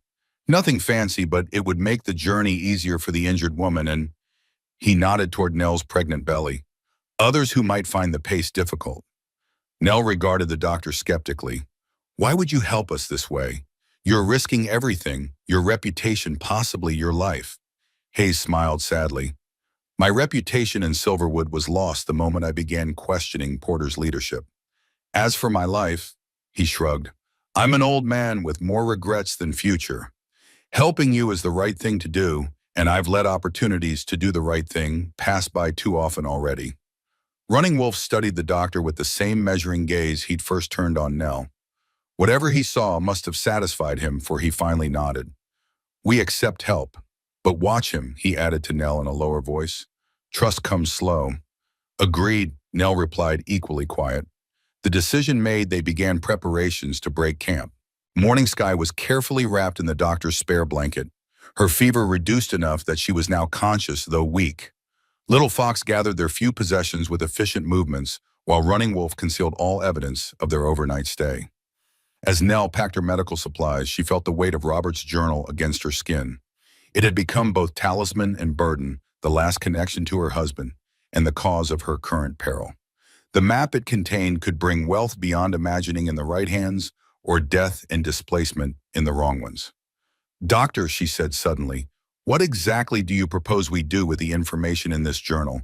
Warning the Lakota camp is essential, yes, but it won't stop Porter. He'll simply delay until he has more soldiers, more men. Hayes considered the question, stroking his gray beard thoughtfully. The territorial governor is no friend of Porter's. With evidence of treaty violations and possibly murder, he might intervene, especially if there's risk of a broader conflict with the Lakota. The governor is 3 weeks' ride from here, Nell pointed out. Porter's men arrive in 2. The Army commander at Fort Benton, Colonel Richardson, is an honorable man, Hayes countered. If approached correctly with evidence rather than accusations, he might delay Captain Leland's deployment. Running Wolf, who had been listening while working, spoke up. White man's justice slow. My people need warning now. He finished disguising the fire pit and straightened. First we go to camp, then decide about soldiers and governors. His pragmatism settled the matter. First priority was reaching the Lakota encampment and ensuring the safety of his people. Strategic decisions could follow. With Morning Sky carefully supported between Running Wolf and Nell, they made their way through the forest toward where Hayes had left his wagon. Little Fox ranged ahead with the doctor, her natural wariness giving way to curiosity as she peppered him with questions about his medicine bag and the contents of his pack. The journey was slow, with frequent stops to allow Morning Sky to rest. Her fever had abated significantly thanks to the combined treatments, but weakness from blood loss and infection still limited her endurance. Each time they paused, Nell checked the wound relieved to see continued improvement despite the less than ideal conditions. By midday, they reached a small clearing where a weathered wagon stood hitched to an equally weathered mule. The vehicle was humble but sound, its bed lined with fresh straw and canvas. "It's not much," Hayes acknowledged, "but it'll be more comfortable than walking for those who need it." Running Wolf circled the wagon, inspecting it with the same careful attention he'd given everything since Nell had first encountered him. Apparently satisfied, he helped Morning Sky into the bed, arranging the blankets to cushion her against the inevitable jolting of travel. Little Fox scrambled up beside her mother, settling into a protective position that seemed as natural to her as breathing. The child's capacity for adaptation continued to impress Nell, facing danger, capture, escape, and now this uncertain journey with a resilience many adults would envy. "You too," Running Wolf said to Nell, gesturing toward the wagon.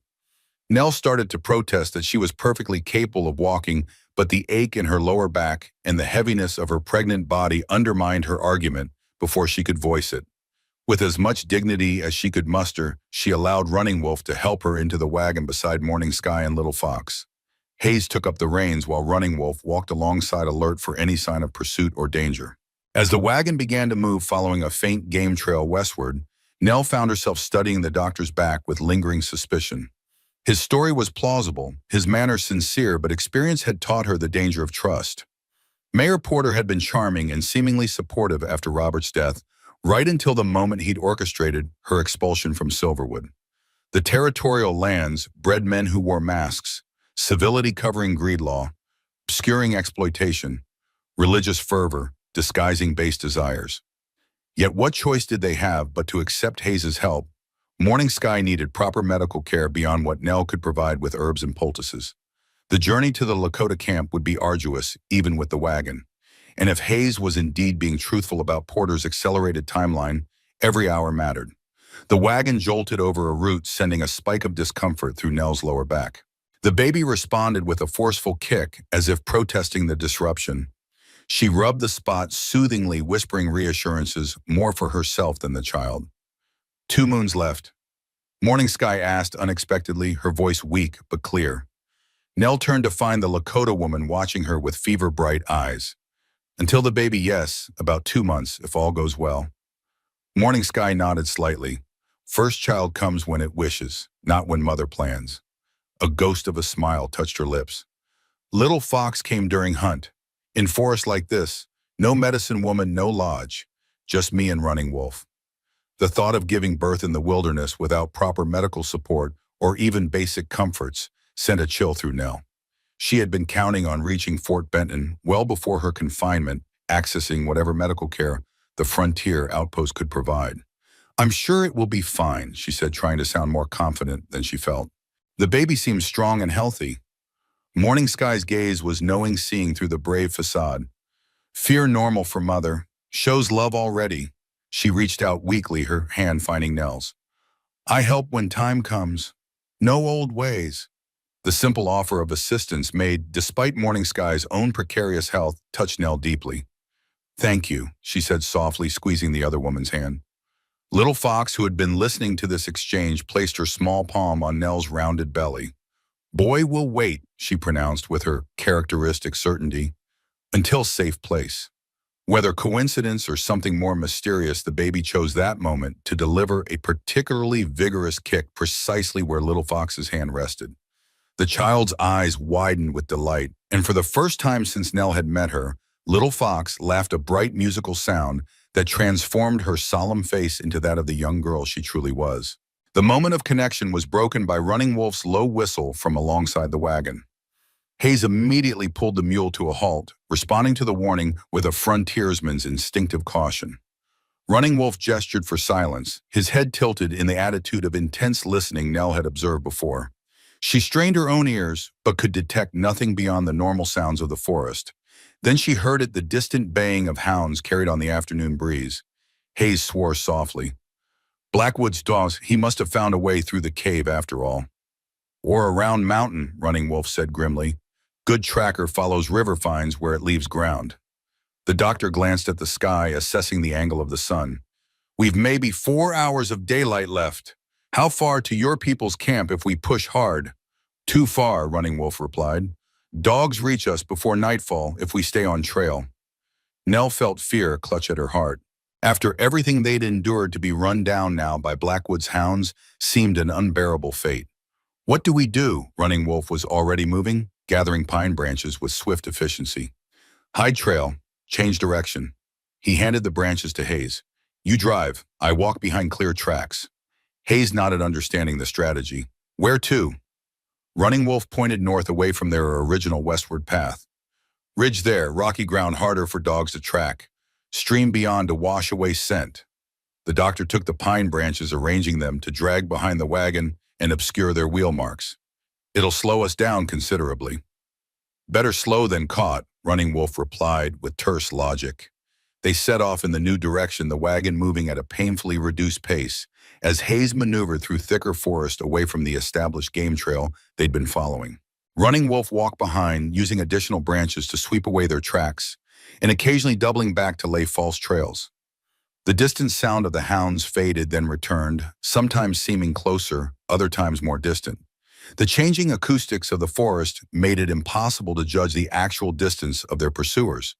As the afternoon wore on, the terrain became increasingly difficult.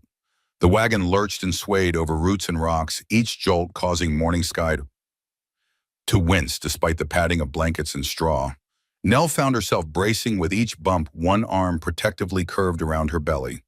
Little Fox remained remarkably calm, her dark eyes constantly scanning the forest as if she could spot danger before it materialized.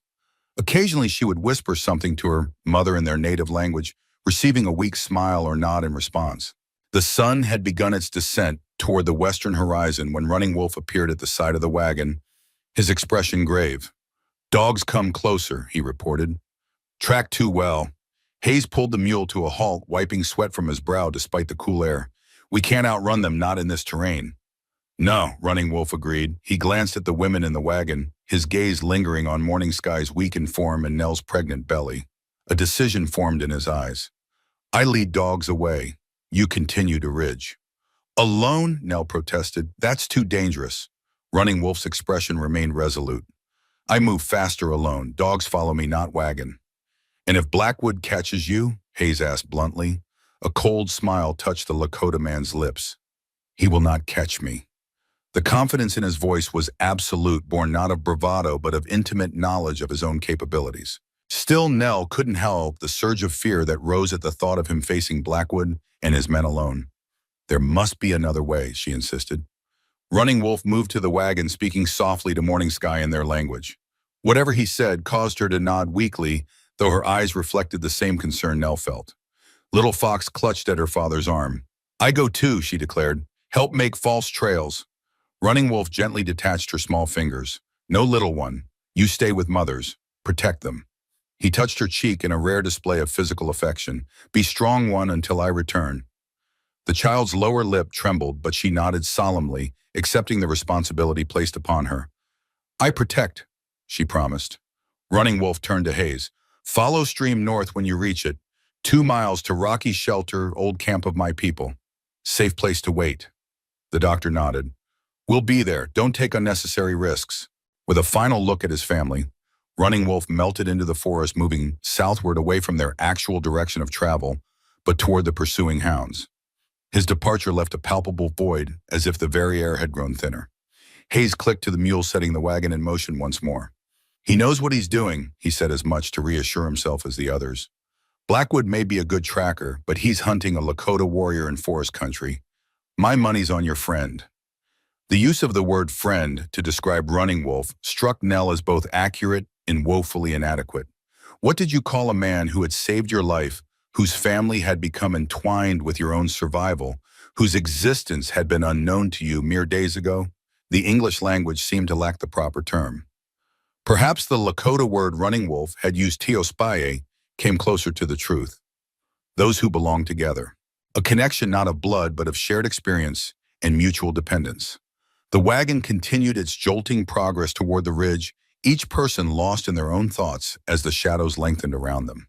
The sound of the hounds gradually faded, then changed direction, evidence that Running Wolf's diversion was working, drawing the pursuit away from their actual path. By the time they reached the stream, Running Wolf had mentioned dusk had settled over the forest. Hayes guided the mule into the shallow water, following the streambed northward as instructed. The water would hide their scent and tracks far more effectively than any brushed-away trail. Night had fully fallen when they finally reached the rocky shelter, a natural overhang formed by a cliff face with evidence of previous occupation in the form of a long, cold fire pit and stacked firewood. Hayes unhitched the exhausted mule while Nell helped Morning Sky from the wagon supporting her weight as they moved into the shelter. Little Fox immediately set about preparing a fire with the practiced efficiency Nell had come to expect from the child. Soon a small blaze illuminated the shelter, revealing ancient pictographs on the stone walls, handprints, animals, and abstract symbols whose meanings were lost to time. Old ones made these, Little Fox explained in noticing Nell's interest in the drawings. Many seasons ago, sacred place. Hayes examined the pictographs with scholarly interest. Remarkable preservation. Must be at least a century old, possibly much more. Morning Sky settled comfortably near the fire, spoke softly to Little Fox, who translated for the adults.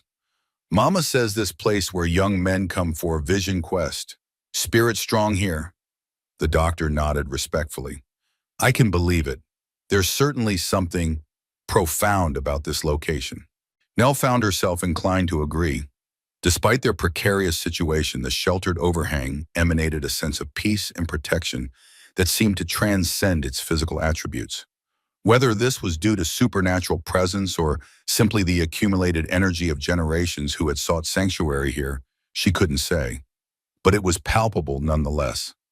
As Hayes prepared a simple meal from supplies in his pack, Nell tended to Morning Sky's wound, pleased to find continued improvement. The combination of rest medicine and perhaps the woman's own remarkable constitution was proving effective against the infection. Will he come back? Nell asked quietly as she replaced the bandage. Morning Sky's dark eyes reflected the firelight. Always comes back, she replied with simple certainty. Is his way. The confidence in her voice was reassuring, though Nell knew all too well that even the strongest, most capable men could be overcome by circumstance. Robert had been intelligent, careful, aware of the dangers he faced, yet he had still died at Porter's hands, unable to protect himself against the poison that claimed his life. After the meal, Hayes took first watch, positioning himself at the edge of the overhang, where he could observe the approach from the stream. Little Fox curled up beside her mother, fatigue finally overcoming her determination to stay awake until her father's return. Nell found sleep more elusive. Her mind raced with the day's revelations and the uncertainties that still lay ahead. Hayes's confirmation of Robert's murder, though expected, had reopened wounds she thought had begun to heal. The knowledge that Porter had accelerated his plans for the Black Hills added urgency to their already desperate situation.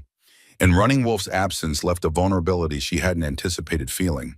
The baby moved restlessly within her, perhaps responding to her anxiety.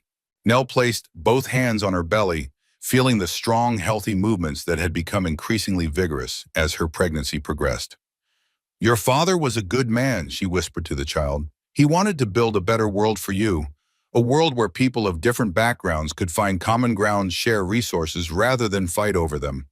She sighed softly. Perhaps he was naive, but it was a beautiful dream. The night deepened around the small sanctuary. Hayes maintained his vigilant watch, occasionally adding wood to the fire, but otherwise remaining silent, respecting the others' need for rest. Morning Sky and Little Fox slept peacefully, their breathing synchronized in the way of mother and child. Nell must have drifted into uneasy slumber, for she jerked awake at the sound of a pebble skittering across stone. Hayes was instantly alert, rifle raised toward the darkness beyond the fire's glow. A low whistle, the same signal Running Wolf had used earlier, came from the shadows. Hayes relaxed slightly, but kept his weapon ready. Identify yourself, he called softly. Running Wolf stepped into the firelight, his appearance causing Nell's breath to catch. His buckskin shirt was torn at the shoulder, a dark stain suggesting blood beneath. His normally immaculate hair was disheveled with leaves and twigs caught in the long strands. But his eyes were clear and alert, his posture still carrying the same dignified strength. You're hurt, Nell said, rising immediately. Running Wolf shook his head dismissively. Small wound, branch not bullet. He surveyed the shelter, his gaze lingering on his sleeping family. Some of the tension left his shoulders at the sight of them, safe and resting. The hunters, Hayes asked. Us. Led them south then east, dogs confused by water crossings. A grim satisfaction colored his voice. 2 dogs will not hunt again. The implication was clear. Running Wolf had eliminated 2 of the hounds, significantly hampering Blackwood's tracking capabilities. Nell found herself neither surprised nor disturbed by this revelation. The brutal pragmatism of survival in this wilderness demanded such actions. They will search still. Running Wolf continued accepting the cup of water Hayes offered him, but slower now, without good trail. Giving us time to reach your people, Nell concluded. He nodded. We leave at first light. 2 days to camp if we travel well. His gaze moved to morning sky. She is better. Much, Nell confirmed. The fever has broken. She's weak but healing. Relief flickered across his features, quickly masked by his habitual stoicism. Good medicine, he acknowledged. Good healer. The simple compliment warmed Nell more than it should have. She busied herself retrieving bandages and salve for Running Wolf's injured shoulder, using the activity to hide the inexplicable emotion that had risen at his safe return. As she treated the shallow gash on his shoulder caused, as he'd said, by a broken branch rather than a weapon, Nell found herself studying his profile in the firelight. The proud nose, the high cheekbones, the deep-set eyes that revealed so little, yet saw so much. A face carved by genetics and experience into something both formidable and noble. What would happen when they reached his people's camp? Would they welcome a white woman pregnant with a white man's child? Would the Taospaye Running Wolf had spoken of extend to include her? Or would she find herself once again an outsider, tolerated but not accepted? And what of her original destination? Fort Benton, Dr. Calloway might still be there, might still offer the sanctuary she had initially sought. Yet Porter's influence reached even there through his cousin Captain Leland. The future remained as uncertain as it had been when she'd fled Silverwood, though the nature of the uncertainty had transformed. Then she had been alone with only her unborn child for company. Now she was part of something larger, a makeshift family bound by circumstance and growing trust caught in a struggle that transcended personal survival to encompass the fate of an entire people. Running Wolf winced slightly as she tied off the bandage, his only acknowledgement of the pain the wound must be causing him. Thank you, he said simply when she had finished. Nell nodded, packing away the medical supplies. You should rest. Tomorrow will be another long day. He made no move to lie down, instead settling into a cross-legged position near the fire, his back straight despite what must have been bone-deep fatigue. I will watch, he stated. You sleep. Hayes, who had maintained his position at the shelter's edge, cleared his throat. I'm still fresh enough for a few more hours. Both of you get some rest. Running Wolf studied the doctor, then gave a slight nod of acceptance. He moved to where Morning Sky and Little Fox slept, stretching out beside them with the fluid grace that characterized all his movements. Within moments, his breathing had deepened into the rhythm of sleep, his body's needs overriding even his vigilant nature. Nell returned to her own spot near the fire, arranging her skirts as comfortably as possible around her pregnant form. Sleep reclaimed her more quickly this time, the emotional and physical toll of the day's events finally overcoming her racing thoughts. Her last conscious awareness was of the firelight playing across the ancient handprints on the stone wall, reaching out across centuries, a tangible reminder of those who had sought shelter in this same space long before her time. Human beings facing their own struggles, seeking their own paths forward and leaving their mark for future generations to find. In that moment, the continuity of human experience across time and culture seemed more significant than the divisions that so often defined relations between white settlers and native peoples. Perhaps Robert's dream hadn't been so naive after all. With that comforting thought, Nell slipped into a dreamless sleep, cradled in the sanctuary of the ancient shelter as the night deepened around them. Dawn painted the eastern sky in delicate watercolor hues when they departed the ancient shelter. Running Wolf drove the wagon, now his knowledge of the terrain proving essential as they navigated increasingly difficult paths. Hayes rode alongside on the mule, occasionally scouting ahead to ensure their route remained clear of danger. Nell sat in the wagon bed with Morning Sky and Little Fox, watching the landscape transform around them. The lush valley gave way to more rugged country, rolling hills dotted with pine and juniper, rocky outcroppings that caught the morning light like ancient sentinels. To the west, mountains rose in purple majesty, their snow-capped peaks gleaming in the distance.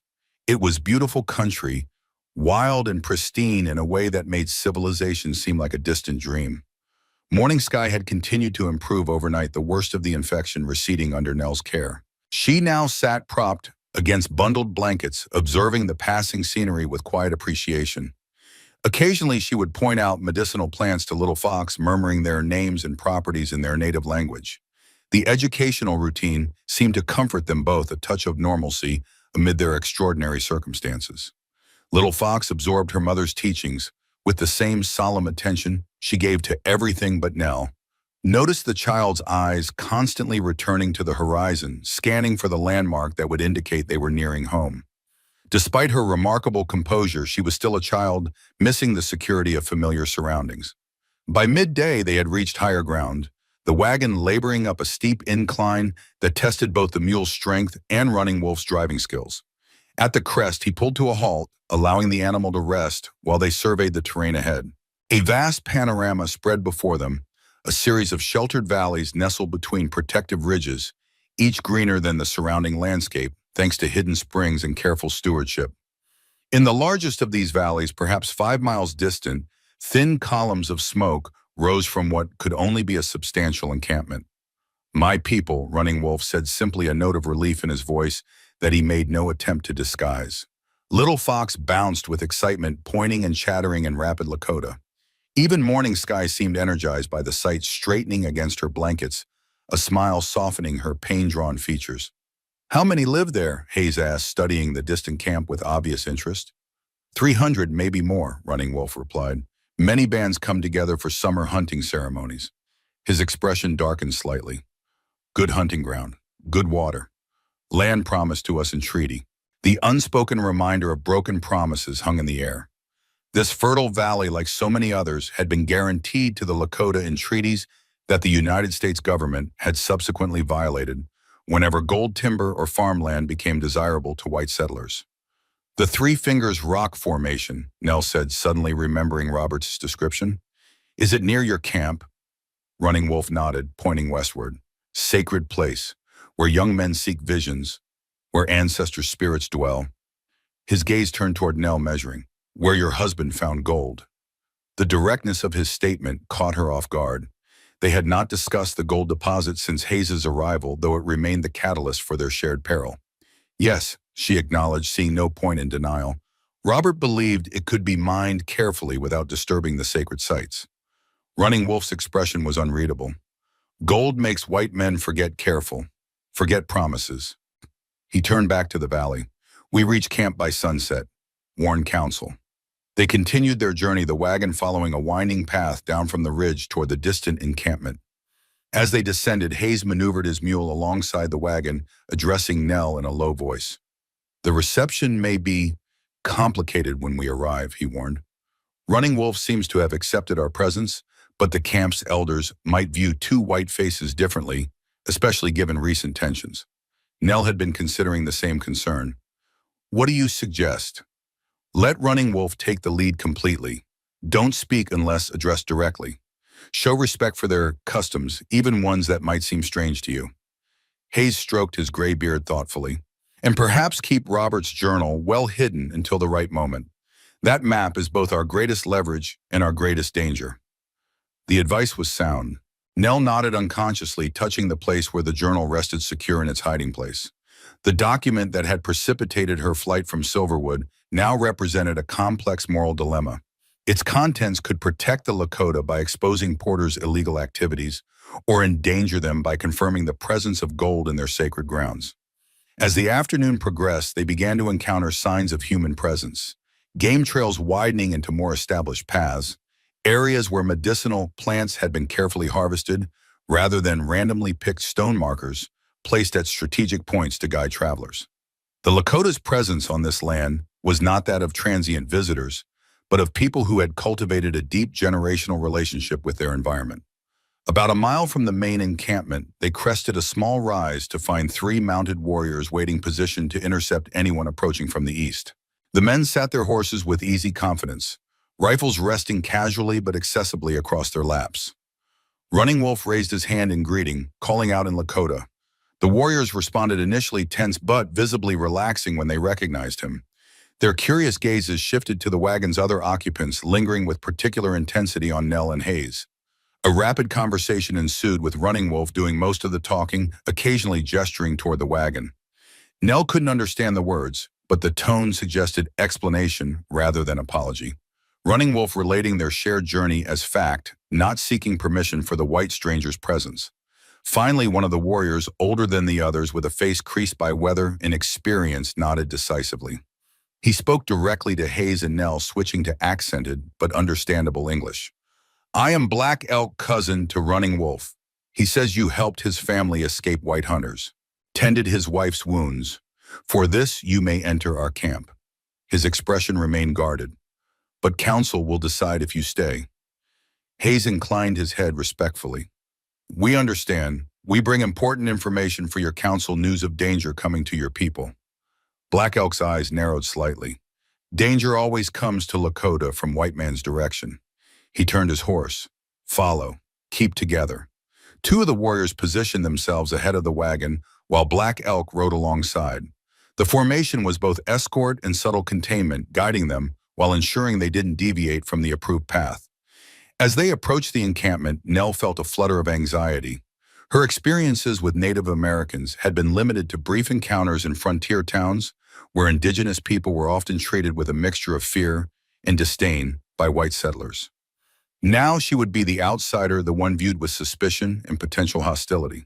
The camp came into view gradually, first the outer circle of tipis, their tanned hides glowing golden in the late afternoon sun, then the central gathering area with its large council lodge. People moved about in the ordinary routines of daily life, women tanning hides or preparing food, men repairing weapons and tools, children playing games in the dusty spaces between dwellings. Activities slowed as they passed conversations, pausing mid-sentence, as curious eyes followed the wagon's progress. Some expressions were openly hostile, others merely cautious. Children were called back to their mother's sides, their games forgotten in the novelty of white visitors. Running Wolf drove directly to a large tipi near the center of the camp, distinguished by painted symbols on its exterior.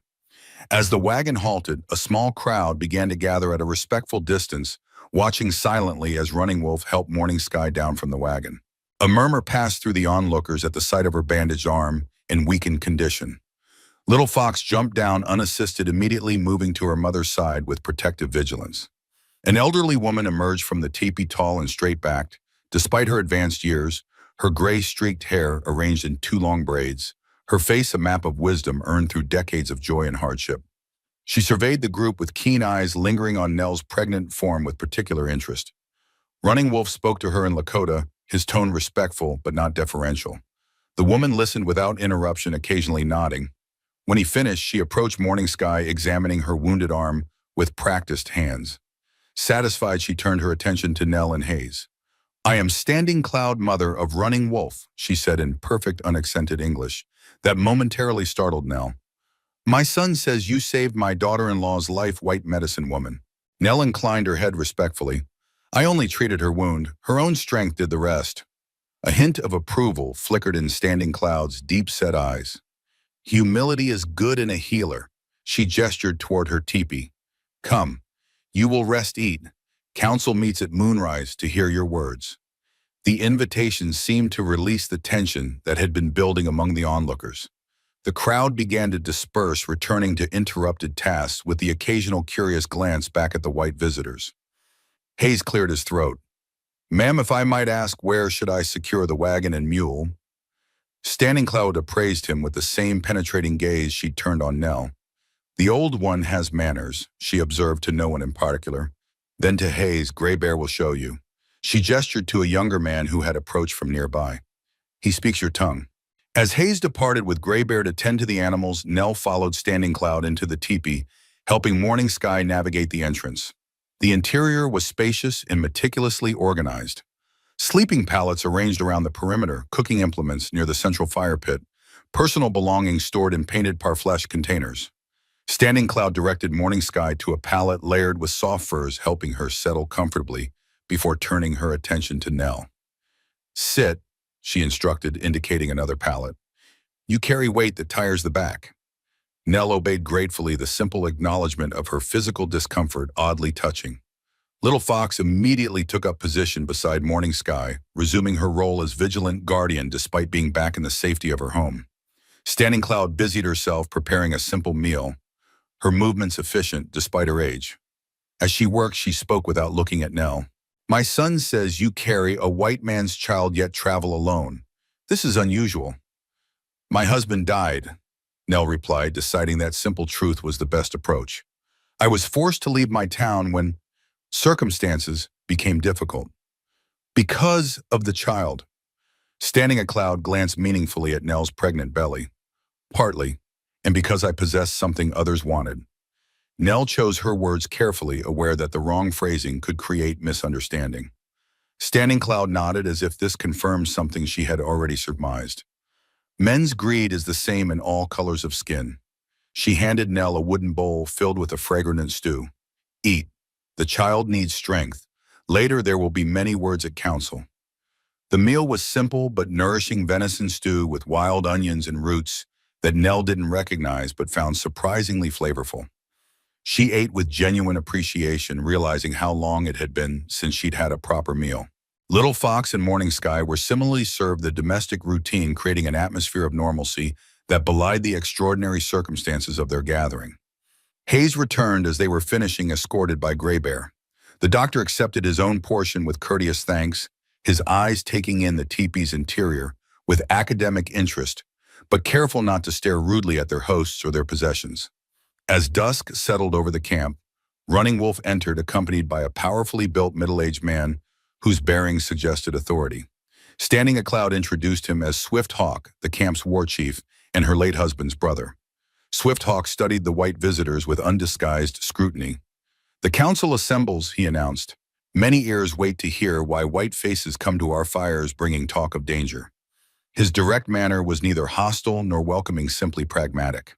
These were extraordinary circumstances requiring explanation, and he was prepared to listen, but not predisposed to trust.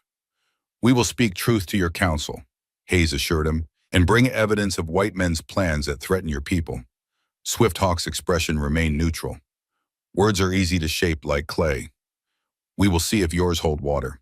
He turned to Running Wolf. Bring them when the first star appears.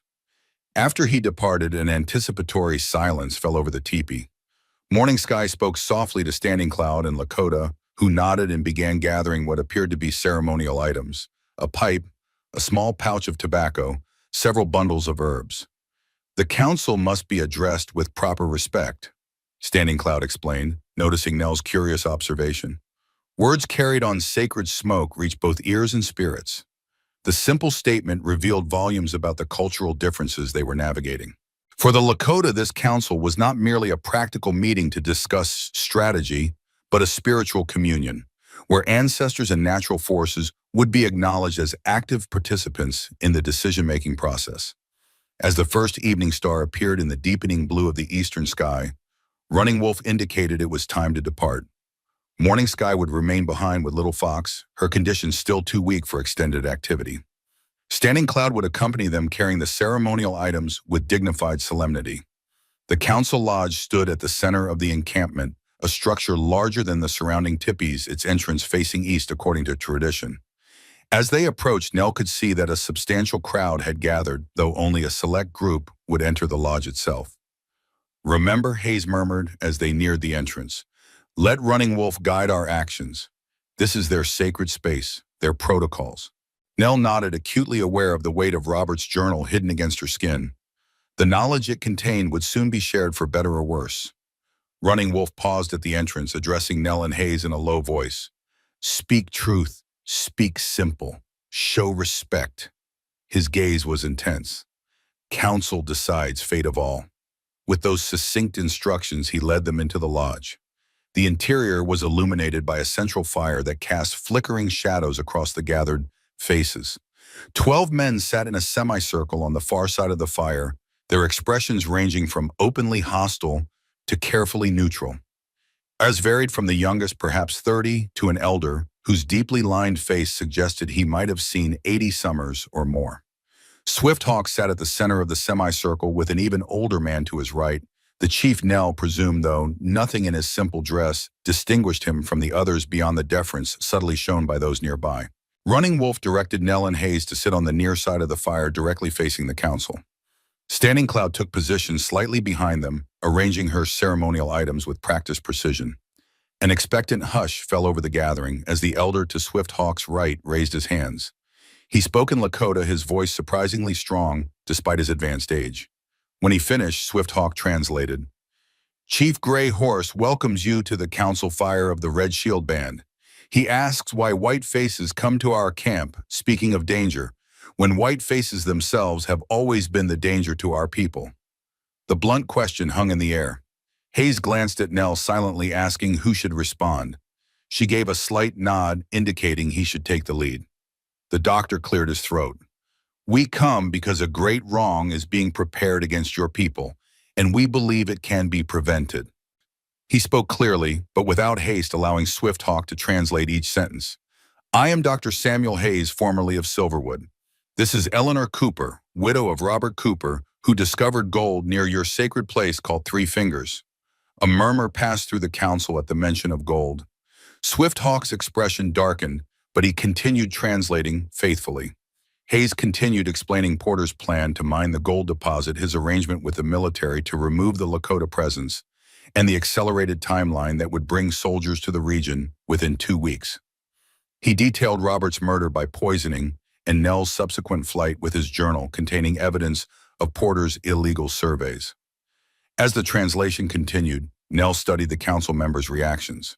The older men maintained impassive expressions, though tension showed in the set of their shoulders and the occasional tightening around their eyes.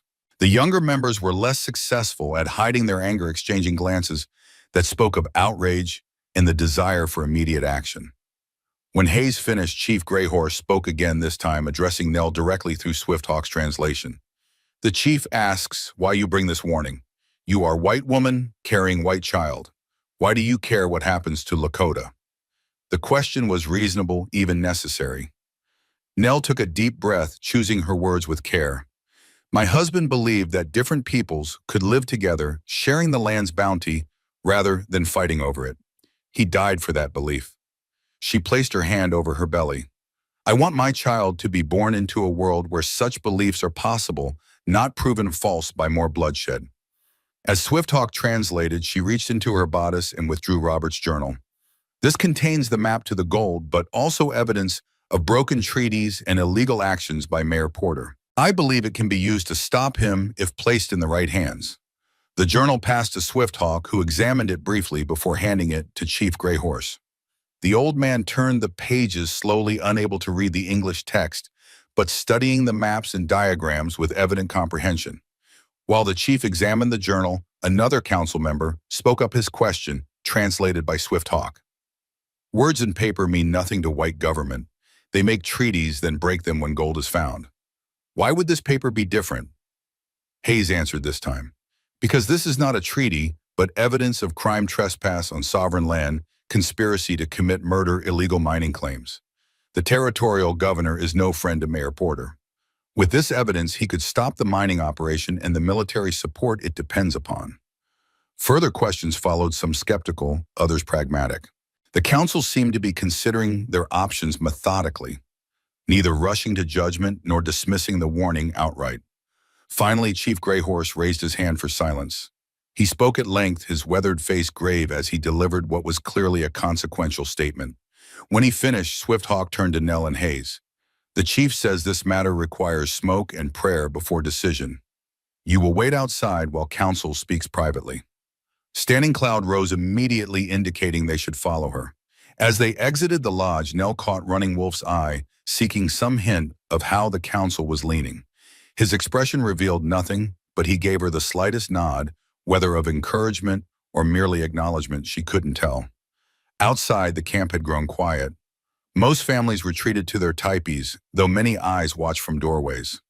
Standing Cloud led them to a small fire burning some distance from the council lodge. "Now we wait," she said simply, seating herself with the same straight-backed dignity she maintained in all activities. "How long?" Hayes asked, lowering himself stiffly to the ground beside her. The old woman shrugged. Until decision comes. Minutes. Hours. Council takes time it needs. Nell sat more carefully, arranging her skirts around her. The baby had been unusually active during the council meeting, as if responding to her tension. Now it delivered a particularly forceful kick that made her wince. Standing Cloud noticed. Child dances, she observed. Strong spirit. Yes, Nell agreed, rubbing the spot. Sometimes too strong for comfort. A ghost of a smile touched the older woman's lips. Good sign. World needs strong spirits now. She studied Nell thoughtfully. Little Fox says boy child has special path. Feet in two worlds. The reference to Little Fox's earlier pronouncement sent a shiver of unease through Nell. She mentioned something similar before. I'm not sure what it means. The child has gift of seeing, Standing Cloud explained. Like her grandmother before her, sometimes sees things that will be not just things that are. She nodded toward Nell's belly. Your son will walk between worlds, white in Lakota, bridge not wall. The prediction was both comforting and unsettling. Nell had no plans to remain among the Lakota yet. Standing Cloud spoke as if her child's connection to their people was somehow preordained. I don't understand, Nell admitted. Standing Cloud's expression softened slightly. Understanding comes when needed, not when wanted. She turned her attention back to the fire. Wait, watch, time brings clarity. They fell into silence after that, each absorbed in private thoughts as the fire burned lower and the moon rose higher. Camp sounds gradually diminished as families settled for the night, though the council lodge remained illuminated shadows moving across its walls as discussions continued within. Hayes eventually dozed off his chin, dropping to his chest as exhaustion overcame him. Standing Cloud remained alert despite her years, occasionally adding small sticks to their fire. Her face serene with the patience of one who had witnessed many councils and many decisions throughout her long life. Nell found herself studying the old woman, surreptitiously noting the strength evident in her posture and the intelligence that animated her features. Standing Cloud had lived through decades of upheaval, the encroachment of white settlement, the broken treaties, the gradual restriction of Lakota territories. Yet she showed neither bitterness nor defeat, only a determined dignity that commanded respect. What must it be like, Nell wondered, to watch your world transform so dramatically within a single lifetime? To see ancestral lands claimed by strangers, traditional ways challenged by new technologies and beliefs, the resilience required was staggering. Her contemplation was interrupted by movement at the council lodge entrance. Running Wolf emerged, his expression unreadable as he approached their small fire. Council has decided, he announced, his voice revealing nothing of the nature of that decision. Hayes startled awake, blinking in momentary confusion before orienting himself. Standing Cloud rose smoothly, gathering her ceremonial items without comment. They will see you now. Running Wolf continued, gesturing for them to follow him back to the lodge. Nell's heart pounded as they re-entered the council space. The atmosphere had changed subtly, a sense of resolution replacing the earlier tension of deliberation. Chief Gray Horse still sat at the center of the semicircle, Robert's journal now resting on the ground before him. Swifthawk spoke as they resumed their places. The council has considered your warning and your evidence. We believe your words carry truth. His gaze shifted to Nell. The gold your husband found lies beneath sacred ground where our ancestors have sought visions for many generations. No mining can happen there without desecration. Nell nodded, understanding completely. My husband didn't realize the spiritual significance of the location. He believed mining could be done respectfully, but white man's respect means little when gold fever burns. Swifthawk finished for her. We have seen this before. Yes, Nell acknowledged, seeing no point in defending the indefensible history of broken promises. Chief Gray Horse spoke again, Swifthawk translating. The council has decided to send warriors to watch the approaches to our valley. If soldiers come, our people will move to winter grounds early. Women, children, elders traveling ahead, while warriors delay the bluecoats. The defensive strategy was sound, though it meant abandonment of their summer hunting grounds at a crucial time for food gathering before winter. There is another option, Hayes suggested cautiously. With the evidence in Robert's journal, we could approach Colonel Richardson at Fort Benton. He's known to be a fair man, one who respects the treaties when permitted to do so. If he sees proof of Porter's illegal activities, he might refuse to provide the military support the mining operation depends on. Swift translated this proposal, leading to a brief discussion among her council members. Finally, Chief Grey Horse responded.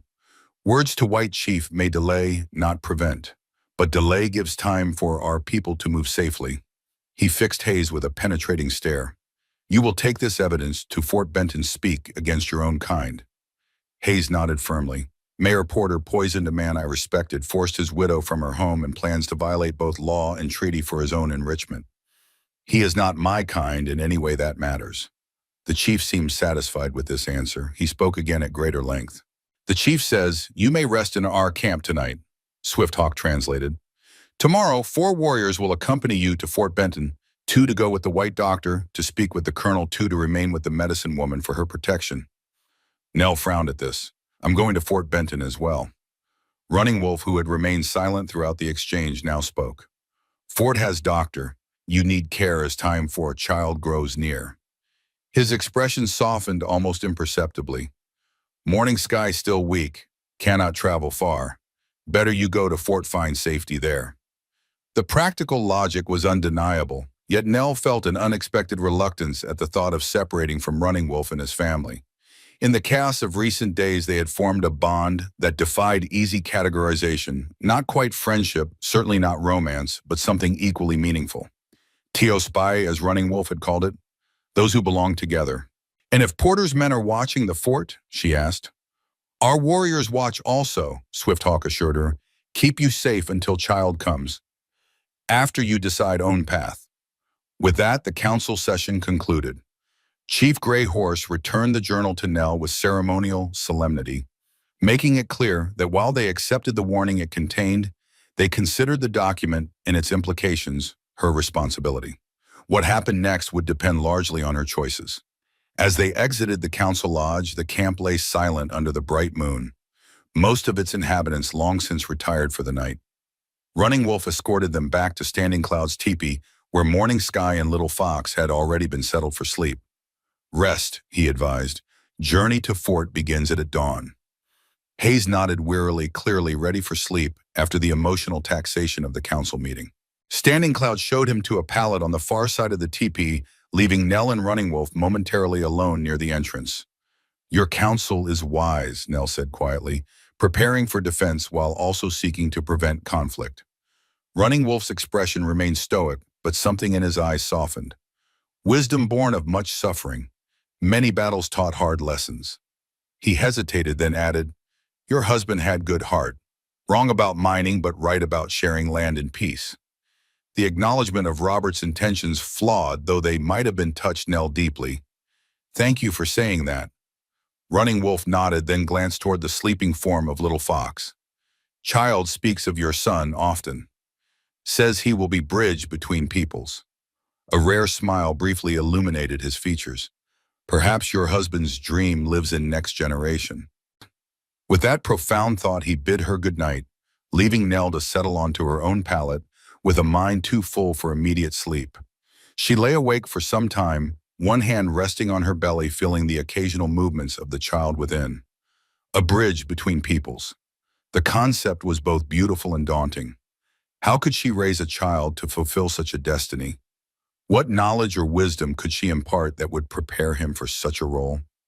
Eventually, exhaustion overcame contemplation, and she drifted into sleep with these questions still circling in her mind. Dawn came too quickly, the camp already astir with preparation for their departure when Nell awoke. 4 warriors had been selected as their escorts. Strong Shield and Eagle Eye would accompany Hayes to the fort's command, while Bear Walker and Young Hawk would remain with Nell as her protectors. The morning held the bittersweet quality of impending separation. Little Fox hovered near Nell as she prepared for the journey, occasionally touching her arm or belly, as if to establish a final connection before parting. You come back, the child asked simply as Nell gathered her few possessions.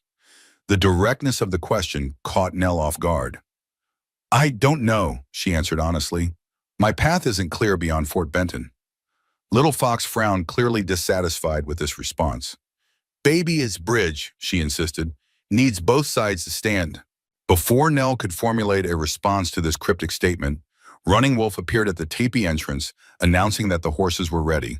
The moment for childhood philosophy had passed, replaced by the practical concerns of departure. Outside, the entire camp had gathered to witness their leaving. Hayes was already mounted, looking somewhat precarious atop his assigned pony, but determined to master the unfamiliar mode of transportation. The four warrior escorts sat their horses with the easy confidence of men born to the saddle, their weapons and supplies secured for a potentially dangerous journey. For Nell, transportation had been arranged in a travois, a traditional Lakota conveyance consisting of two poles attached to a horse, with a platform suspended between them. The simple but effective design would allow her to recline comfortably, protecting both her and her unborn child from the rigors of horseback riding. As she prepared to take her place, Morning Sky approached, moving slowly but with determination. Her arm remained bandaged, but color had returned to her face and strength to her movements. She carried a small bundle wrapped in soft hide.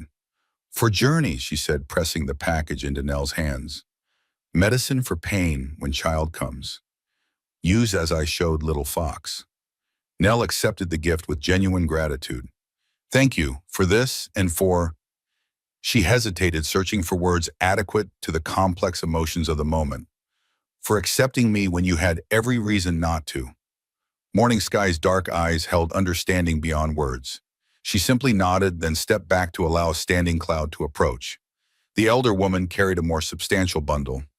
"Food for the trail," she explained, securing it to the travois. "And this." She removed a beaded amulet from around her neck, placing it over Nell's head. "Protection for mother and child. Old medicine, strong medicine." Nell touched the intricate beadwork, feeling the weight of generations in the simple object. "I can't accept something so valuable." Standing Cloud's expression brooked no argument. "Not given lightly, given with purpose." She placed her weathered hand briefly on Nell's belly. "Bridge needs foundation on both shores." The echo of Little Fox's words sent a shiver through Nell. Before she could respond, Running Wolf appeared at her side, ready to help her onto the travois. Their eyes met as he offered his hand for support. So much remained unspoken between them. Gratitude, respect, and something less easily defined that had grown during their shared journey. In another life, another time perhaps, that something might have developed further. But circumstances had dictated different paths. "Thank you," Nell said simply, knowing the words were inadequate for all they had experienced together. Running Wolf nodded, his usual stoicism softened by genuine emotion. "Wakan Tanka guide your path, medicine woman, and your sons." With that blessing, he helped her settle onto the travois. Little Fox darted forward for one final farewell, placing her small hand on Nell's belly. "We see again," she said with absolute certainty, "when boy is bridge." Before Nell could question this pronouncement, the child stepped back, rejoining her mother and grandmother as the party prepared to depart. With a signal from Strong Shield, the lead warrior, they moved out Hayes and the two escorts in front, Nell's travois in the middle, the remaining two warriors bringing up the rear. The arrangement provided both protection and support for the long journey to Fort Benton. As they crested the first rise, Nell twisted awkwardly to look back at the Lakota camp already diminishing with distance. Running Wolf stood with his family, their figures growing smaller, but remaining distinct against the backdrop of teepees and morning fires. Something twisted in her heart at the sight, not quite regret, but a recognition of paths not taken, possibilities unrealized. In the span of a few extraordinary days, these strangers had become something like family. Now she was leaving them behind, moving toward an uncertain future, while they prepared for a potential conflict that her husband's discovery had inadvertently precipitated. The irony was not lost on her. Robert had believed his gold discovery could build bridges between cultures. Instead, it threatened to destroy the tenuous peace that existed in this corner of the Dakota Territory. Only the journal he'd left behind offered hope of preventing that destruction if they could reach Fort Benton in time, if Colonel Richardson proved to be the honorable man Hayes believed him to be, if Porter's influence could be countered by evidence of his crimes. Too many ifs for comfort, but more hope than she'd had when fleeing Silverwood alone. The journey to Fort Benton would take 3 days at their careful pace, skirting the most direct routes to avoid potential encounters with Blackwood or Porter's men. The Lakota warriors knew the terrain intimately, leading them through hidden valleys and concealed passes that wouldn't appear on any white man's map. By midday, they had covered significant ground, the landscape gradually transitioning from the higher elevations of the Lakota hunting grounds to the more open prairie that characterized this region of the territory. They paused to rest the horses near a small stream, the warriors maintaining vigilant watch while Hayes checked on Nell's condition. "Holding up all right?" the doctor asked, offering her water from his canteen. Nell nodded, grateful for the respite from the travois's constant swaying motion. "Well enough, though I'll confess to some anxiety about what awaits us at Fort Benton." Hayes settled beside her on a fallen log, his expression thoughtful. "Colonel Richardson is a career military man, not a political appointee. He values order and the rule of law above all else." He stroked his beard contemplatively. "If we present the evidence properly emphasizing the illegal nature of Porter's activities, rather than any moral arguments about native rights, I believe he'll respond appropriately. And if he doesn't," the doctor's weathered face grew grave, "then we continue to the territorial governor in Bismarck, a longer journey and riskier, but still possible." Nell considered this fallback plan unconsciously, placing a protective hand over her belly. The baby would arrive in approximately 2 months if her calculations were correct, perhaps less given the stresses of recent events. A journey to Bismarck would be cutting matters dangerously close. As if reading her thoughts, Hayes added gently, "Let's focus on Fort Benton for now. One challenge at a time." Their rest period concluded all too quickly. Strong Shield signaled it was time to continue, his keen eyes constantly scanning the horizon for any sign of danger. They resumed their careful progress across the rolling landscape, each mile bringing them closer to Fort Benton and the confrontation that awaited. The afternoon stretched into evening, the sun beginning its descent toward the western mountains. They made camp in a sheltered draw, the warriors demonstrating the same efficient skills that Running Wolf had displayed during their earlier journey. A small fire was built, game was procured, and prepared watch rotations established with minimal discussion. Nell found herself oddly comforted by these routines, so similar to those she'd observed in the Lakota camp. There was something timeless about humans making temporary homes in wilderness, the same basic needs met through skills passed down through generations. As darkness fell and the fire burned low, Bearwalker unexpectedly broke the companionable silence. Unlike the other warriors who had maintained a respectful distance from their white charges, he addressed Nell directly. "Medicine woman heal Running Wolf's wife. Good," he said, his English halting but understandable. "Strong medicine." "Thank you," Nell replied, surprised by the overture. Though her own strength helped greatly, Bearwalker nodded, accepting this qualification. "You have white doctor learning?" he asked, clearly curious about her medical training. "Some," Nell explained, warming to the topic. "I served as a nurse during the war, what you might call a medicine helper. But I also learned traditional remedies from my grandmother, who was a midwife." This information seemed to please the warrior. "Good medicine combines old ways and new ways," he observed, "like bridge little fox sees." The repeated reference to this bridge concept intrigued Nell. "You believe in little fox's visions?" she asked cautiously. Bearwalker regarded her steadily across the fire. "Child has gift, sees things others cannot." He tapped his chest. "I live because she saw a snake in my path 3 summers ago, warned me before I stepped." The simple testimonial carried more weight than elaborate explanations might have. Bearwalker clearly believed in Little Fox's abilities because he had experienced their validity firsthand. "What exactly does she see regarding my child?" Nell ventured, both curious and apprehensive about the answer. The warrior considered this question carefully before responding. "She says boy child will speak with both tongues, white man's words, and Lakota heart. Will help people understand each other when more troubles come." He shrugged slightly. "Small bridge at first, grows stronger with seasons."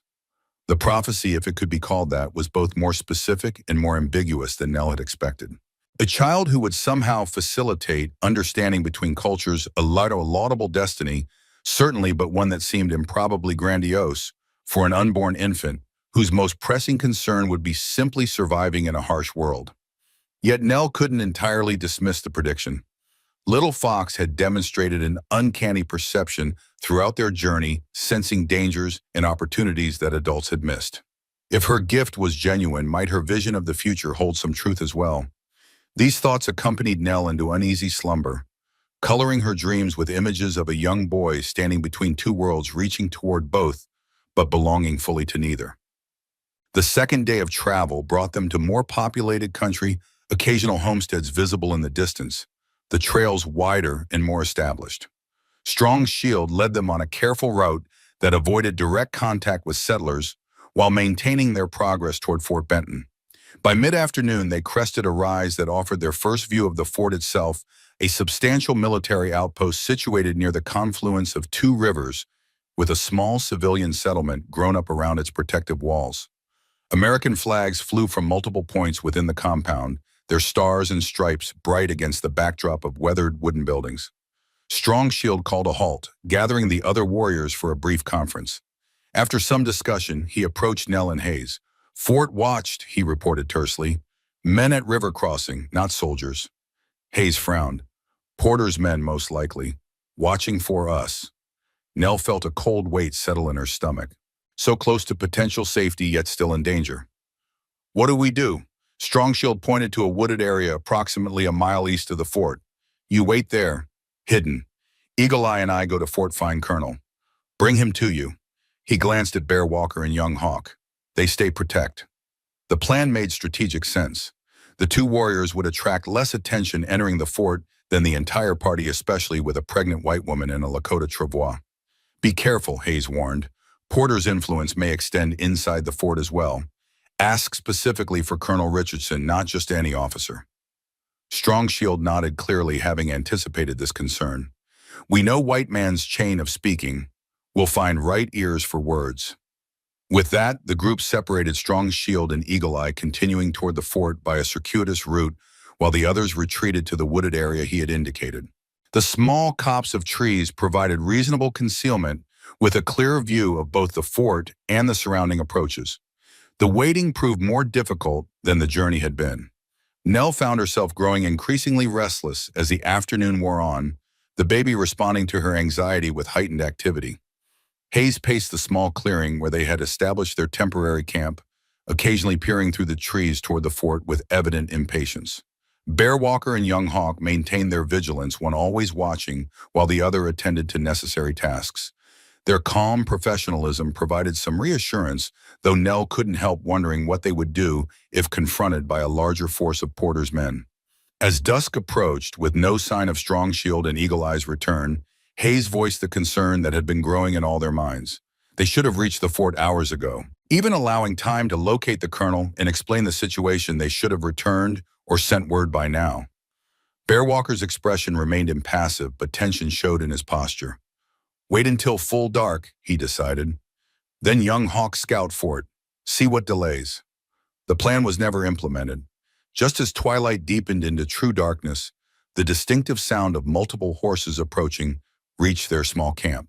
Bear Walker immediately signaled for silence, gesturing for Nell and Hayes to retreat deeper into the trees, while he and Young Hawk took defensive positions. Nell's heart pounded as she strained to identify the riders in the gathering gloom. A lantern bobbed among the approaching figures, at least 4 horsemen, moving with purpose rather than stealth. Bear Walker's posture suddenly relaxed, though he maintained his vigilance. "Strongshield returns," he announced quietly, "with white soldiers." As the riders drew closer, Nell could make out Strongshield and Eagle Eye, accompanied by 3 men in Union Army uniforms. The central figure, a tall, broad-shouldered man with a full beard streaked with gray, carried himself with the unmistakable authority of senior command. Hayes stepped forward as the party reached their position. "Colonel Richardson, I presume?" The bearded man dismounted with practiced ease despite his age, which Nell estimated to be mid-50s. "Dr. Hayes," he acknowledged, "your Lakota friends have told me a most disturbing tale." His gaze shifted to Nell. "And you must be Mrs. Cooper." Nell inclined her head, studying the colonel carefully. His expression was grave but not hostile, his manner direct but not intimidating. He exuded the confidence of a man accustomed to command, tempered with the wisdom of one who had seen enough of life to recognize its complexities. "I understand you have evidence regarding illegal activities by Mayor Porter of Silverwood." Richardson continued, addressing them both. "Evidence that may relate to the deployment orders I received for Captain Leland's company." Hayes nodded. "We do, Colonel. Documentation of survey work conducted in violation of treaty boundaries Evidence suggesting the murder of Robert Cooper to obtain control of a gold deposit and proof that the military action being requested is to support an illegal mining operation, not to address any actual hostile activity by the Lakota. Richardson's expression darkened. Serious allegations, Doctor. I'll need to see this evidence personally. He glanced at the Lakota warriors who were conversing quietly with Strong Shield and Eagle Eye. Your friends here mentioned a journal. Nell reached into her bodice, withdrawing Robert's leather-bound journal. My husband's record of his geological surveys and his interactions with Mayor Porter. The last entries were made days before his death. The colonel accepted the journal with appropriate gravity, though he made no move to examine it immediately. This discussion is better continued at the fort where we can review these materials properly. He glanced meaningfully at Nell's pregnant condition, and where Mrs. Cooper can receive appropriate medical attention. Is it safe? Hayes asked bluntly. We have a reason to believe Porter's men are watching the fort, possibly with collaborators inside. Richardson's expression hardened. Fort Benton is under my command, Doctor. While I can't guarantee that no one within has divided loyalties, I can assure you that my personal quarters are secure and my most trusted officers are aware of the situation. He gestured to the two soldiers who had accompanied him. Lieutenants Foster and McPherson have been briefed on the sensitive nature of this matter. They can be trusted implicitly. The assurance seemed to satisfy Hayes, who nodded his acceptance of the plan. Nell, however, still harbored concerns. What about Strong Shield and the others? She asked. They risked much to bring us here safely. Richardson considered this question with appropriate seriousness. They'll be provided safe escort back to their people with my personal guarantee of protection. He addressed the Lakota warriors directly, his tone respectful. I give you my word as an officer that no military action will be taken against your camp until this matter is fully investigated. Strong Shield studied the colonel with the same measuring gaze Running Wolf had often employed. Whatever he saw must have satisfied him, for he nodded his acceptance of the terms. The journey to Fort Benton proceeded without incident, their party entering through a side gate rather than the main entrance to avoid unnecessary attention. Richardson led them directly to his private quarters within the command building, a Spartan but comfortable suite of rooms that reflected the man's practical nature and military discipline. Once settled with sentries posted discreetly outside, the colonel turned his full attention to Robert's journal. He read methodically, occasionally asking clarifying questions about specific entries or references. His expression grew increasingly grave as the evidence of Porter's illegal activities became clear. This is damning, he finally concluded, closing the journal with deliberate care. Not only the treaty violations, which are serious enough, but the implications regarding Mr. Cooper's death and the misappropriation of military resources for private gain. He fixed Hayes with a penetrating stare. You realize, of course, that proving murder will be difficult without exhumation and proper forensic examination. Hayes nodded grimly. I'm well aware, Colonel. But the pattern of behavior is clear enough, and the illegal surveys alone should be sufficient to halt the mining operation. Indeed, Richardson stroked his beard thoughtfully. Captain Leland's company was scheduled to depart within 3 days. I'll have those orders rescinded immediately pending investigation. He glanced at Nell. Mrs. Cooper, I must ask, what do you intend to do with this information beyond preventing the immediate threat to the Lakota? The question caught Nell somewhat off guard. In truth, she had thought little beyond reaching Fort Benton and preventing the conflict that threatened Running Wolf's people. I'm not entirely certain, she admitted. Justice for Robert's death would seem appropriate, though. As you say, proving murder would be challenging. Richardson nodded, understanding. And the gold deposit itself. As Mr. Cooper's widow, you have some claim to it, despite its location on disputed territory. The question struck at the heart of the moral dilemma Nell had been avoiding. The gold represented potential security for herself and her child, the very future Robert had envisioned when making his discovery. Yet its extraction would inevitably damage lands sacred to the Lakota, regardless of how respectfully the mining was conducted. I believe that decision can wait, she said carefully, at least until after my child is born and the immediate threat to the Lakota is resolved. The colonel seemed satisfied with this response. A wise approach, Mrs. Cooper. He rose, his manner shifting from investigator to host. Now I insist you both accept the hospitality of Fort Benton while we address these matters. Dr. Hayes' quarters can be arranged for you among the officers. Mrs. Cooper, Our post-surgeon's wife, Mrs. Calloway, maintains a small infirmary for civilian women and children. I'm sure she would— Calloway, Nell interrupted, heart suddenly racing. Doctor, James Calloway. Richardson blinked in surprise. Yes, he's been our post-surgeon for nearly 3 years now. Do you know him? We served together during the war, Nell explained, a wave of relief washing over her.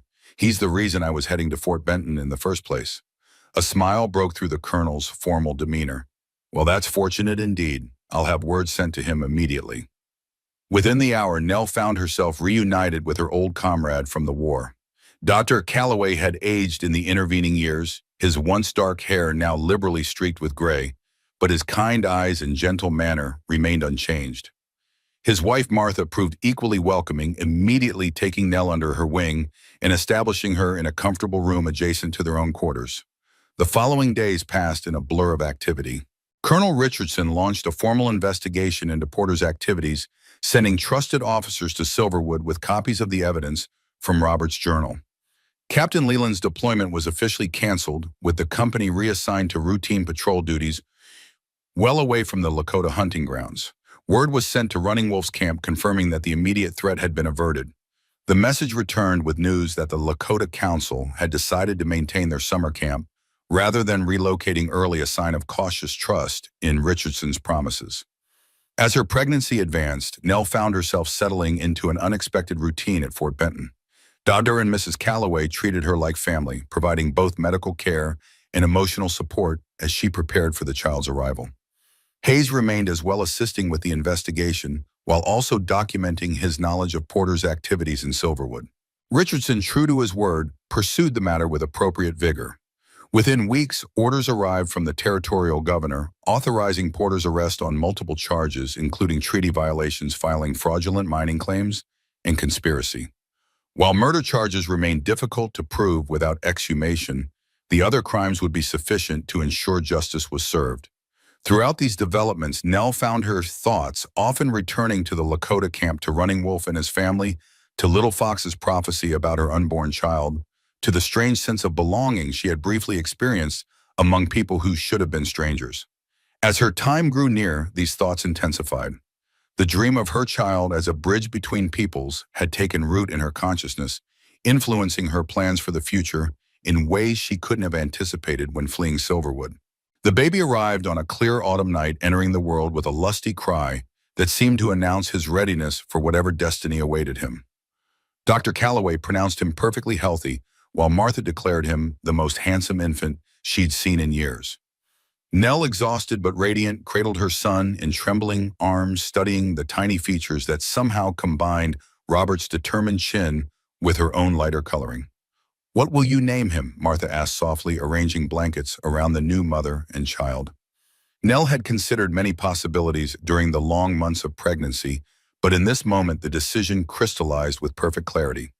Robert Running Wolf Cooper. She announced the name, feeling right on her lips, for his father and for the man who helped save his mother's life. Martha raised an eyebrow but offered no criticism of the unusual choice.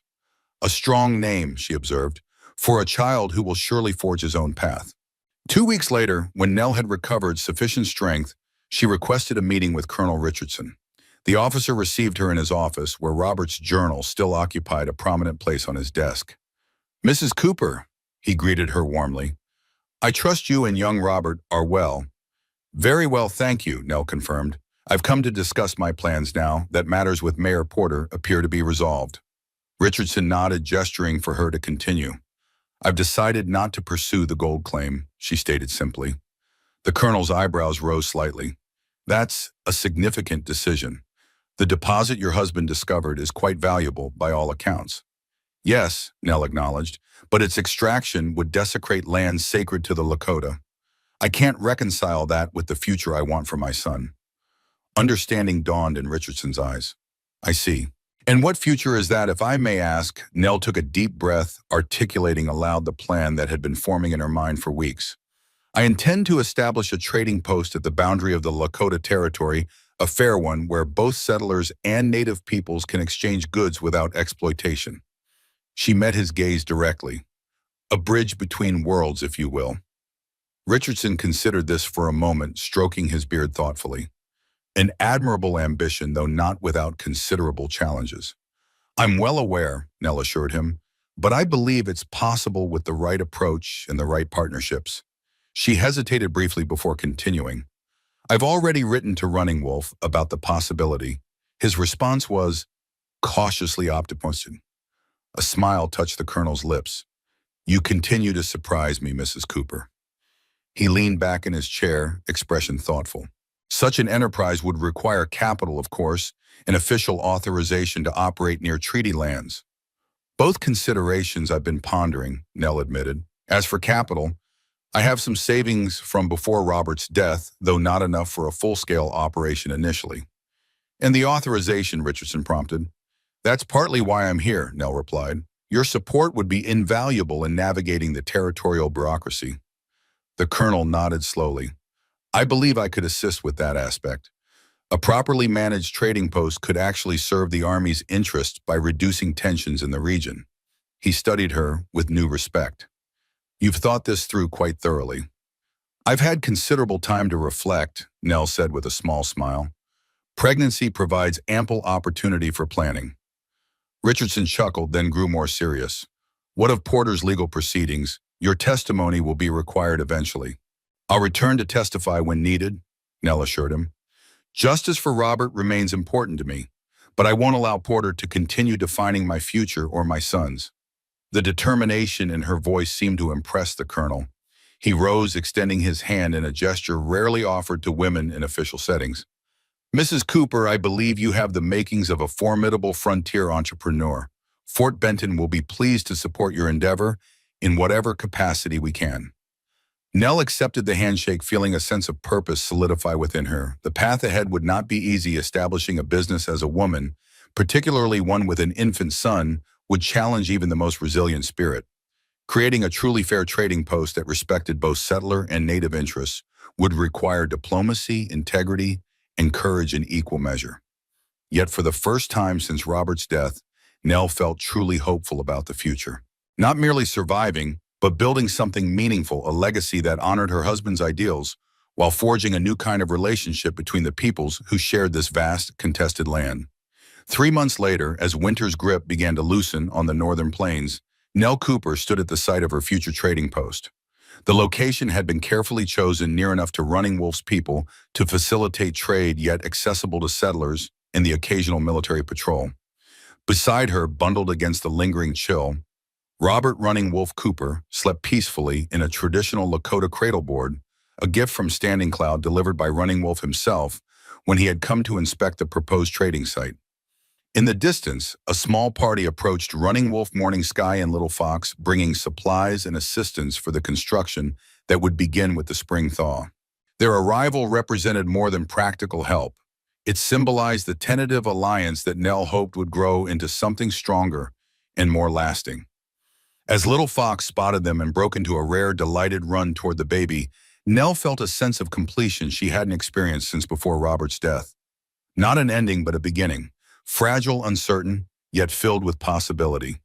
The child in the cradleboard stirred dark eyes opening to the vast sky above. Little Fox reached them immediately, bending to whisper Lakota words of greeting to the infant who represented both her prophecy and their shared future. Bridge grows stronger, she said in English, glancing up at Nell with solemn certainty.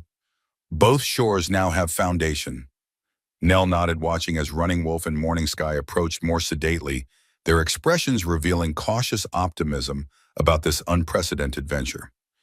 Yes, she agreed softly, her hand resting on her son's cradleboard. Both shores, one future. The wind carried her words across the open plain into a horizon that no longer seemed quite so uncertain or forbidding. Whatever challenges lay ahead, she would face them not alone, but with the strength of unexpected allies and the hope embodied in her son, a child of two worlds destined to help build connections where others had only seen divisions. Eleanor Cooper, once driven from her home in fear and desperation, had found not merely refuge, but purpose in the very wilderness that had nearly claimed her life. The journey had been neither easy nor straightforward, but standing now at this crossroads between cultures, she recognized it had led exactly where she needed to be. Not all bridges were built of wood and stone. Some were forged through courage, compassion, and the willingness to see beyond the boundaries others accepted as immutable. Those were the bridges that would truly connect the divided worlds of the American frontier and perhaps in time help heal the wounds of a nation still struggling to define itself. As Running Wolf reached them, offering a respectful greeting that acknowledged both their differences and their shared purpose, Nell knew with certainty that Robert would have approved of this unexpected outcome of his discovery. Not gold extracted from sacred ground, but something far more valuable, understanding built on mutual respect and the first tentative steps toward a different kind of future. The sun broke through passing clouds, illuminating the site of what would become Cooper Trading Post, a humble beginning for an ambitious dream, but solid ground upon which to build. One small bridge in a land that needed many, but perhaps as Little Fox had foreseen an important beginning.